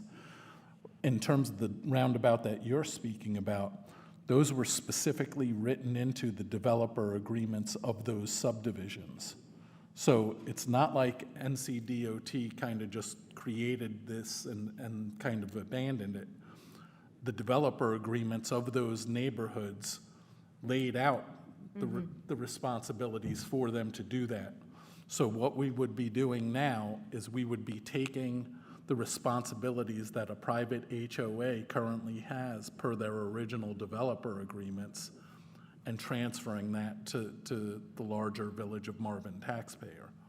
And I guess that's where I would have some concerns that we would be opening kind of the gates then. But there's no other roundabouts to worry about except these other 3 that potentially. Well, I also heard they have similar concerns about the area around the bridge there. Well, that's Marvin Creek's property. That has nothing to do with what I'm talking about. At Ray Road and. Oh, yeah. That's Union County. That's actually, I think, DOT in Union County. Yeah. John, that property is owned by the lady that has the daycare center. So that's private property. But not all of it. And she rents that sign that used to be, Southern Beverages, I believe. Yeah. Yeah, Southern Spirits. So she rents that sign out. Angel, the difference in my mind, and there's a lot of roundabouts in Marvin Creek. Tom lives near one of them. But anyway, when we as Park Rec and Greenway looked at those roundabouts, we looked at the roundabouts on Newtown Road as a marketing opportunity to differentiate Marvin from surrounding communities and to beautify Marvin and let people know they're in a very, very nice area. And my thought would be if we're going to do Joe Carr or Bonds Grove, and the Joe Carr is in the domain of Marvin, I'd like to see the roundabout look exactly like the 2 we've got on Newtown. But I don't think we're in the business of taking care of neighborhood roundabouts. That's my opinion. And I'll also say that I had a conversation just this evening with a resident in Marvin Creek, and one of the ideas that I threw out, and I also like to get the sense of the council on this, was bringing those 3 HOA boards together in a room like here and say, hey, can't we all get along? See if we can negotiate something, because at the end of the day, it shouldn't be all that expensive. I mean, if you've got 360 some odd houses in Marvin Creek, you don't have as many in Amber Meadows or in Tullamore, but if you did it on a per house basis, it's going to be nothing. Or what if all 3 neighborhoods kind of put their purchasing power together and negotiate a contract with one landscaper and throw in, hey, you got to do this also, Right, but you get us 3 neighborhoods. Right, it'd just be an add-on to somebody else's landscaping and you just reimburse them. So it seems like it's relatively simple. I think I'm hopeful It's just a matter of getting the right people in the room and getting Well, to it. I know that I know like the HOA presidents have spoken to one another, and I know they're trying to come up with something, but again, these are two much smaller neighborhoods that don't have the, backing that Marvin Creek obviously does. Right. So, And I don't think it would be split a third, a third, a third. I think Yeah. it would be split by each house. yeah. Angel, I look even at our own neighborhood, which is a voluntary HOA, and we do roadside mowings and maintain our front entrances, and we're 85 homes total, and our dues for the year are $150, Yeah, it's not much. So, I really kind of go back to, when that roundabout was designed in conjunction with the neighborhoods and the developers that were doing it. It was in those developer agreements that, it would be maintained by But they're the. not doing, that's the problem. They're not doing it because they can't afford to do it anymore. I don't know why. That's just what they're telling me, so. Yeah. I just wanted to bring it to council one last time, given this new information and given the fact that Matt said it would be. Do we know what quotes they've been given? Yeah, on- well, one quote that they got was like crazy town. It was like $80,000 a year. It was crazy. What? And that would, Yeah. for clarification, that was to maintain the roundabout and the medians, correct? And the roundabout, the medians, and the front entrance, which they do absolutely nothing with. I'm not talking about what the lady owns, but that one side where the Marvin Creek sign is? Yeah. To do something with that.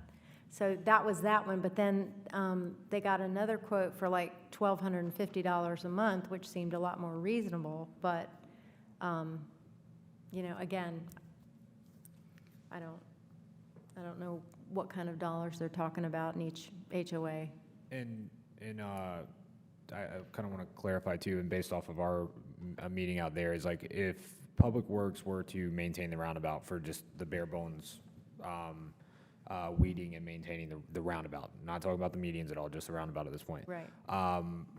The two things is one, like we're not planning to enhance it like we have out here with additional plantings or beautify it. I mean, if that's something that the council wants to do, I mean, once again, we'd have to do an agreement with DOT for that landscape plantings anyway. We'd also have to do some type of, we'd probably need to amend our mowing and maintenance agreement that we already have with DOT to maintain that roundabout further. But that was kind of the initial conversations that, Public Works is out there already maintaining that portion, maintaining the roundabout to the bare bones of that is something that our current staff capability could do, but we don't have the manpower to do anything further in the medians or, and potentially us doing the roundabout may lower the cost on the HOAs to maintain that to what they want to have it look like.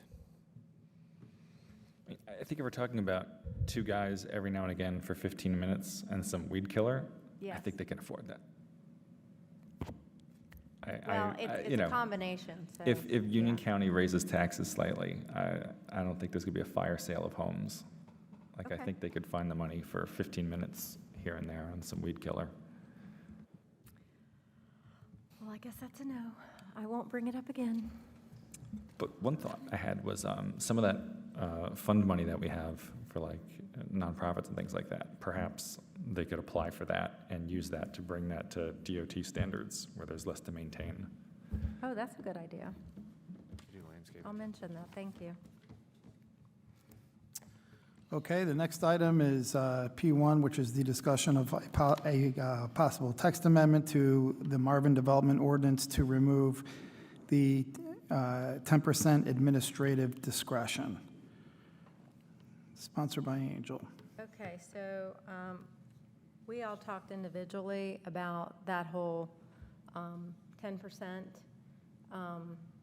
discretion, specifically with regard to the Let property and the acreage. But I just wanted to bring it up to discuss, again, in full council, what people's thoughts are on it. I know there was some concerns that,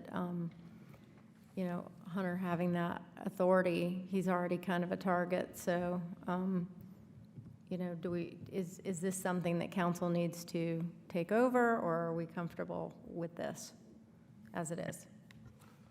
Question I've got of Hunter is why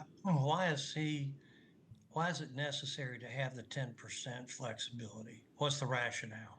So during the process of the, drafting and creating the MDO, part of the major changes in 160D that were approved in 2020 allowed for municipalities to basically allow where municipalities can basically grant a minor variance in what they deem flexible development standards without having to go through the full variance process.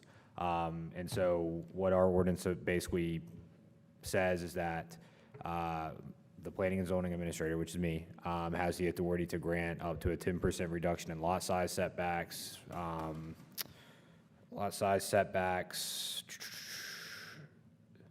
building coverage and frontage. And there's some density credit and some variable development rights. But ultimately, what that discussion was is that not every piece of property is perfect. And, if it's where you maybe have like an irregular lot and you maybe need to encroach into the setback 1 or 2 feet, like it gives the staff the authority to make that determination. It's not like I can willy-nilly just go, hey, yeah, everything's 10% reduced. It gives the flexibility to look at everything on a case-by-case basis and make that determination.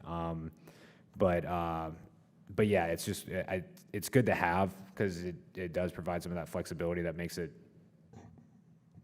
where, like I said, you just have, I've ran into a weird case in Marvin Estates where, they're roughly it was like about a 5.25 acre tract, but their deeds read to the center line. Our ordinance says that you can't, that any acreage that's in the road right-of-way cannot be calculated for your minimum lot size.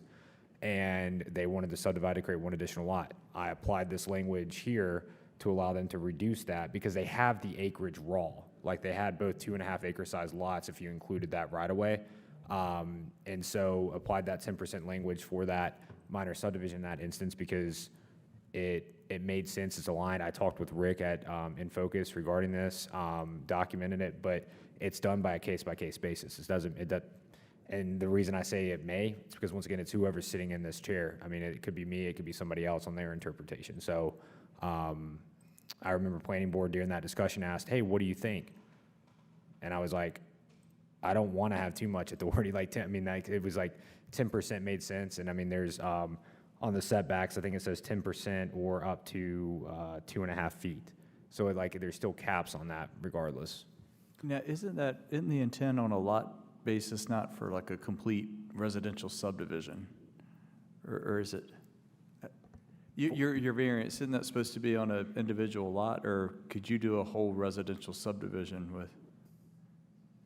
You could Okay. do a subdivision, right? This is a normal practice in municipalities, I would say that first of all. If you think about the development that you just turned down, let's say they can't access Marvin or Meadowlark the way they thought. They could come to Hunter and say, we're going to do away with one lot and we're going off of this cul-de-sac so we can get to Meadowlark where it's state right of way.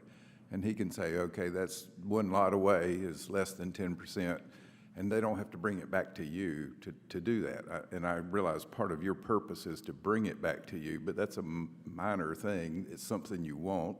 It just takes you more time here at night trying to do it. I think the concern was for an overall development, not, and going down 10% with an overall development, not just one property. Yeah, I don't think it would apply that. That's not the way I hear it. Well, so what you're referring to is like a minor modification for that conditional zoning, I think. Right. What this ordinance is referring to is like, once again, if somebody came to me for a zoning permit and they, let's say, were maybe proposing a pool that encroached a foot into because there was actually an instance in Weddington Chase. There is literally a lot that's a cone, and the back of the lot's like this. And per the ordinance, the pools have to be, I think, was 10 or 15 feet. We keep changing it. But because it's a lot like this, based off that rear setback, it was, I think it was like 12 feet off, or it was like a foot or two off. And it abutted common open space, it wasn't anything, and so that's another scenario where I was able to use this, where they didn't have to come through to Board of Adjustment for a variance to grant this. So, like I said, it's to use in unique cases, and I'm just saying, like, regarding the let property, until I see something, I can't tell you if it's gonna be approved at a modification or not. I mean, it's gotta have some type of reasoning to allow it. But it could be something in the instance, like, in essence, to preserve the pond or whatever. I mean, they could argue that. It just kind of depends on the scenario and what's being proposed. And you just brought up a good point too, which I heard you initially use the word variance, and with a variance, then it's not necessarily something that would even come back to council. Correct. It would then be going to the Board of Adjustment. I'm talking about specifically going from what our rural residential says at 2.5 acres or bigger to 2.25 because of that 10%. But I think he thinks that it could, because you were talking about that in the Vague. planning board. It's vague. Well, I mean, like, because all the ordinance says is, the planning and zoning administrator is authorized to approve requests to permit a modification of up to 10% in the minimum lot area or lot dimensional standards set forth in Article 8 and Article 9 upon finding that the reduced lot area and/or lot dimensions will not inhibit the reasonable use of the lot, and that the reduced lot area and/or lot dimensions are in keeping with the existing pattern of development of the area. So I think that could be interpreted to either, once again, case-by-case basis, but that, a subdivision plat is still a development approval. So I mean, I look at it as like, It seems like you're talking, but that, what you read was talking about lot sizes as opposed to Right. number of The lot, houses. not the development, is what I think I heard. it's the size of the lot. The lot. Yes. Yeah. So if they're proposing, if the 2.5 is a minimum per Article 8 for rural residential, and they propose, let's maybe say they propose 7 lots at 2.5 and maybe 2 under 2.5, but still greater than 2.25, which would be 10%, they would be asking for me to make a determination using this flexible development standard to allow it. If you ask me, For I'd them to say get an turn it eighth home. down. For them to basically get an eighth home, right? Well, From like I seven. said, I don't know. I mean, until I see a site plan, I can't say for certain. I'm just saying theoretically. Okay, Yeah.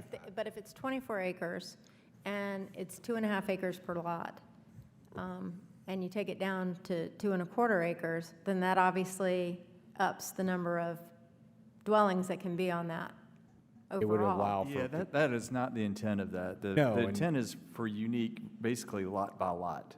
Okay, Where you have one lot and you need to put the swimming pool in. Every example he gave was for one lot, not for the subdivision approval. That was my next No, question. no, and like I said, I'm not disagreeing with anything that's being discussed. It's just, I look at, once again, He worst just case. doesn't know how it's applied. how it Correct. should And be applied. worst case scenario, because in that instance that you're referring to, what if hypothetically they propose 1 5-acre lot, or sorry, 4.8 acre? And later down the line, somebody purchased that lot and wants to subdivide it. So it would still be in a way applied in that same logic, even though that, because it's still the same thing. It's still either looking at it from one lot or a complete development application, the way I see it. so what you're saying is that you wouldn't take all of the lots down to 2.5, but just maybe 1 or 2? I mean, that math would work. It wouldn't really, it would have to be somebody submitting something. Correct. And then he would have to be able to justify using this 10% thing because of some other special issue that's going on with that particular lot. Right, and wanting more lots is not unique circumstances. Okay.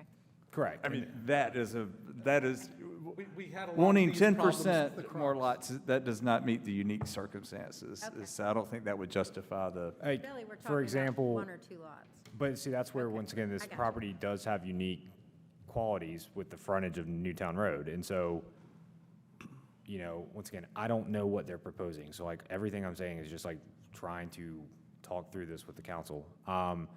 But regarding, having 2 lots of front Newtown Road, because that's a smaller frontage, potentially that's where they would ask for a lot reduction to then make the other lots pretty. I mean, as in like, not weird-looking lot lines, squiggly line, whatever, which we already kind of have provisions in the ordinance for irregular lots, but if you think about the look at the property at 2.5 acres, they're going to be skinny, long lots to get the acreage. I mean, I could be wrong on that. I guess I'll see tomorrow according to the applicant, but like I said, it's at the end of the day, this is something that, once again, when this was brought up and everything, I always give worst case scenarios because it might not be me making the interpretation. And so I don't want to say like, oh, I'm not going to apply that, because at the end of the day, if somebody else is in the seat making that interpretation, they could interpret it differently. Either way, it can still, either decision has to be in writing, and it can be appealed to the Board of Adjustment. So that's kind of then I think, in the village in a way could, I think it happened before me, but the village council can technically appeal my decision. Yes, that's correct, and they can also disagree with the Board of Adjustment. Yeah. I will take another look at it, but I think there's enough checks and balances on this. Okay. And I do know it's normal, but I think the intent is for unique circumstances, generally on one lot. One lot, But it is gotcha. not to do an across-the-board, let's reduce all 10 lots on a 10-acre subdivision, reduce them so we can get 12 lots. Okay. That is not unique. That is wanting 2 more lots for more money. Thank you. And there's case law that says something about financial with a variance, the unique circumstances, the mere desire to capitalize is not a unique circumstance. Basically, money is not a unique circumstance. Okay. Thank you. Okay, open topics. Anything? Just want to throw a thing out. At the CRTPO meeting that I was at in June, there was a fair discussion of what was going on with Charlotte and pulling out their support for the I-77 expansion. I just want to make sure that I am right that we are in support of the I-77 toll lane expansion, should that vote ever come up. I don't think we ever talked about it, but just wanted to make sure that there wasn't any daylight between what I was thinking and what the council was thinking. And just to clarify that, the city of Charlotte is looking to back out of that agreement. They have backed out. And the state is basically saying, you, in doing so, are now going to owe us a lot of the monies that we provided towards this ends. Right, yeah. Basically, yeah, in the budget bill, there was a provision that provided that any of the municipalities that pulled out of that I-77 were going to have to pay back a share of the 63 million or whatever that was spent over the last 6 years getting ready for it, so.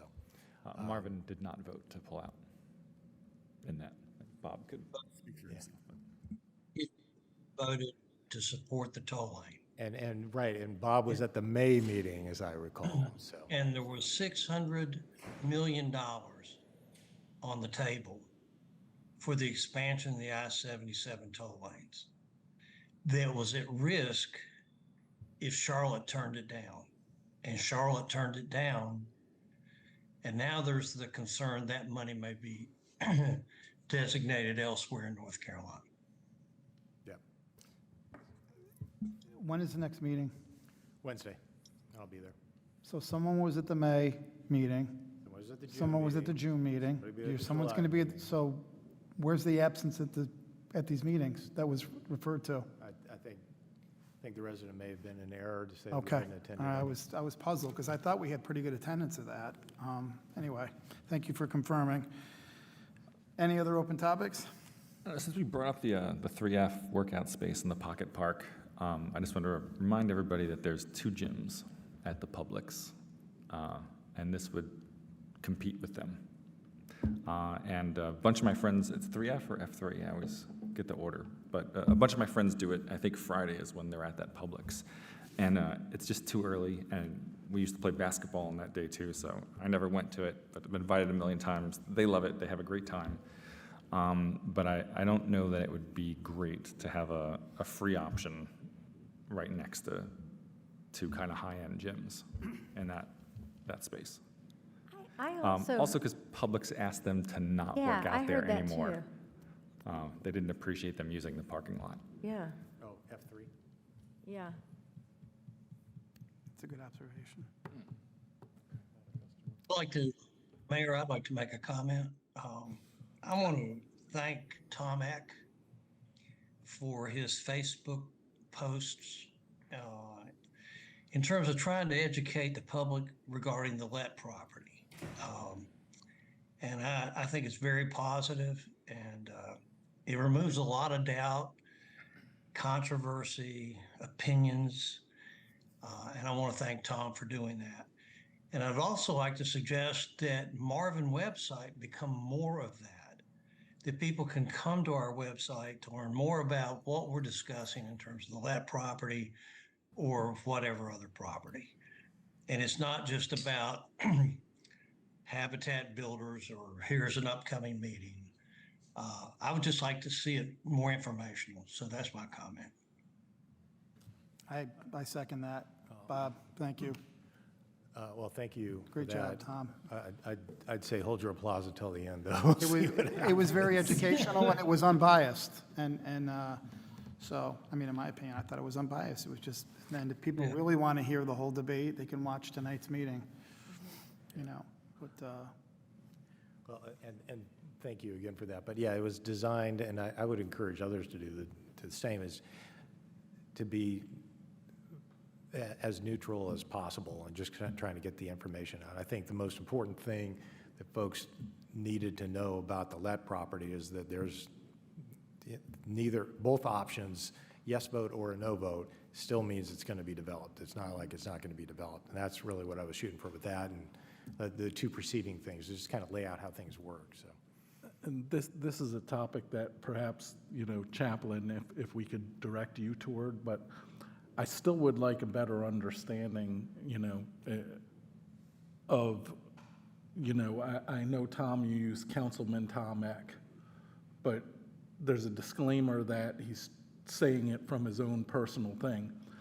And he doesn't allow comments just because we know what can happen with that. We've seen it with the sticky notes and stuff like that.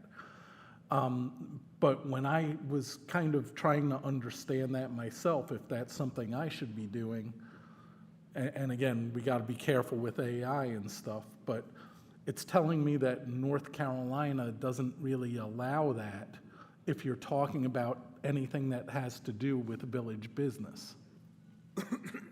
And I guess that's where I'm still struggling, if that's something we should be doing or not. No, you can do it. You just have to have the disclaimers because you have First Amendment rights like anyone else. And the key is to state that you are making comments individually. You can't have, there's a Fourth Circuit case. Well, and I thought that was the case. Yeah, it's the Fourth Circuit Court of Appeals. And Yeah. this is all federal law that Yeah. really is going to govern. And it held, and it was based upon a Supreme Court case as well, that you have the right, and you have the right to have,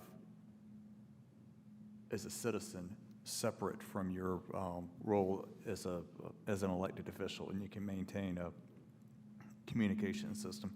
But I can find that, because I did a Yeah, conference if you response could and just, because circulate if I that. were to do it, I just want to make sure. Right. Yeah. And I know you're a lawyer, so Sort of. I'm sure you researched it, but. And I did. Yeah. And there's a couple of, I don't know if you're familiar with Coates Canons, but that's what I looked at quite a bit. And I'm happy to send you the links on those, or I don't want to step on your toes either. I know the ones you're talking about because I looked at those as well, and the two leading cases when I gave that. So I can compile that. Thank you. Just the other topic that I had previously mentioned, that, you know, Marvin Ridge has just gone through its 25th year. I'd been in contact with the principal. He's also put me in contact with the athletic director and arts director to gather some additional information, but I'm still working on that, just so I think we can do something, you know, in lieu of a presentation or recognition of, Marvin Ridge's 25th anniversary, coming off that year, and some of the highlights of what they did in the last year, which I think is 9 state championships or so, and pretty amazing stuff, but great to toot the horn of, the sons and daughters of our Marvin residents. For sure. Thank you for doing that and engaging in that conversation, John. It's, 25 years goes by quick, man. Any other open topics? Okay, we'll move on to review of action items. So we really don't have much. We're moving forward with Fred's public comment, donation. You're done with the medians on Tom Short. Tom's going to work on legislation for public records reform. We'll have the Heritage Trail back on the August agenda with quotes. And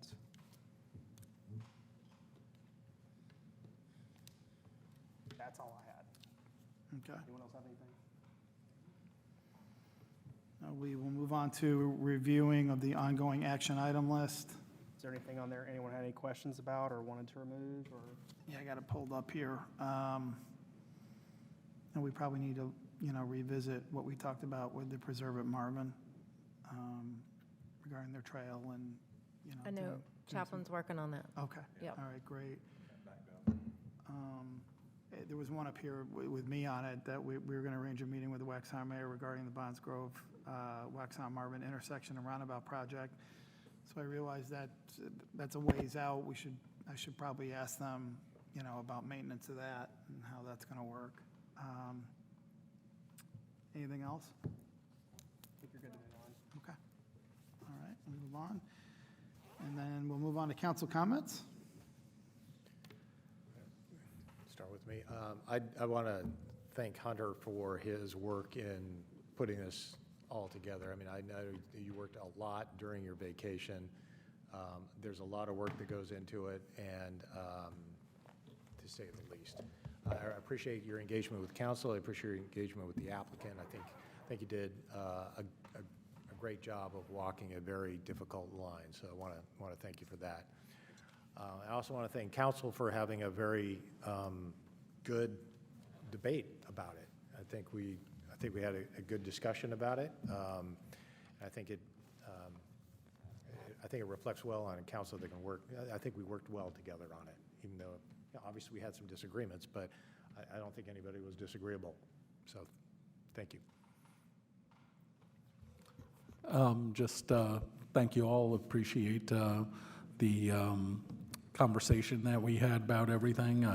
I think a lot about, precedent, and I think it is one thing that's important, and I think we do consider as we go forward is,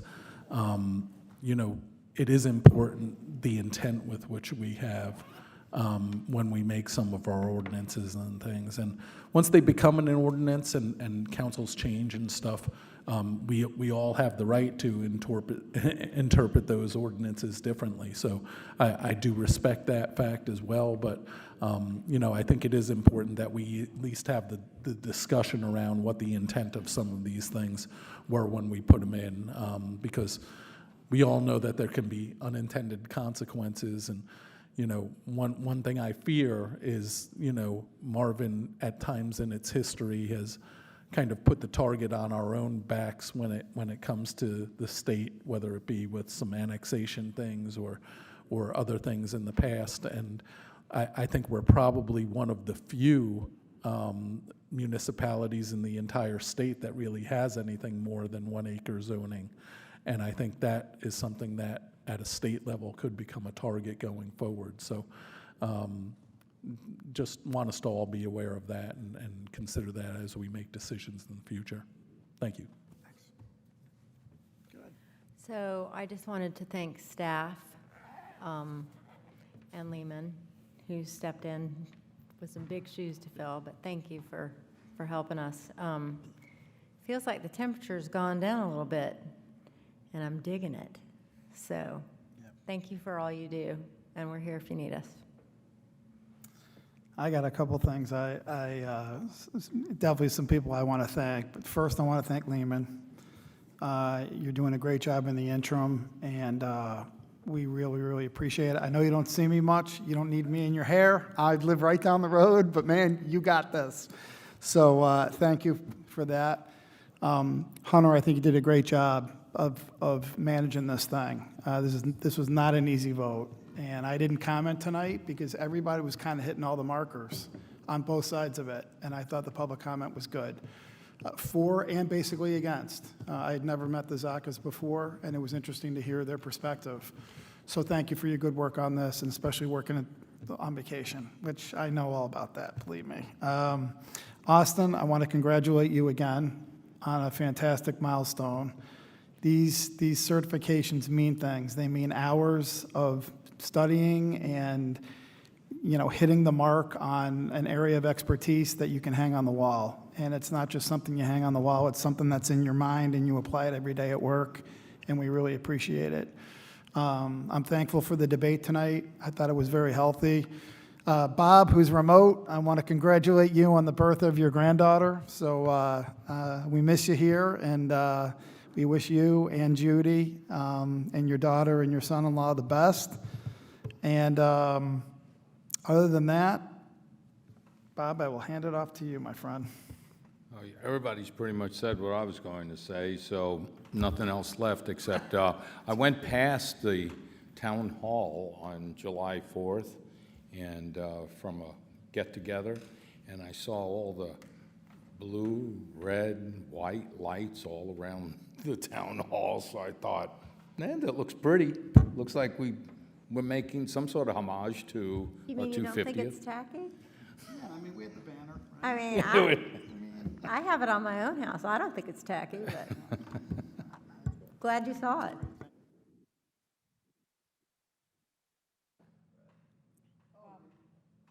Giving it to you, Bob. You're next. You on mute? Okay, there you Yeah, go. I want to recognize Matt, Sylvia, and Ernie, who do a phenomenal job at the park, who work their tails off in this heat. And sometimes they're not recognized as they should be. And I just want to take a moment to recognize them. And Fred, thank you for donating the digital sign-up. I think that's going to be terrific. And congratulations to Austin again. And I thought we had a good meeting. I thoroughly enjoy working with all of you. I think you're all fantastic. And even though we went really long, it was really enjoyable. And I think that says a lot, because I hate meetings that go long. So you all did a great job. Austin, congratulations again. Hunter, great job with everything. And thank you for working through your vacation, and apologize for that. But I think you really did a phenomenal job kind of putting all this together and keeping everyone in the loop. And it was great. Thank you, everybody. And with that, can we have a motion to adjourn? So moved. All those for? Aye. And those opposed? Motion passes. Have a great evening, everybody. Thank you.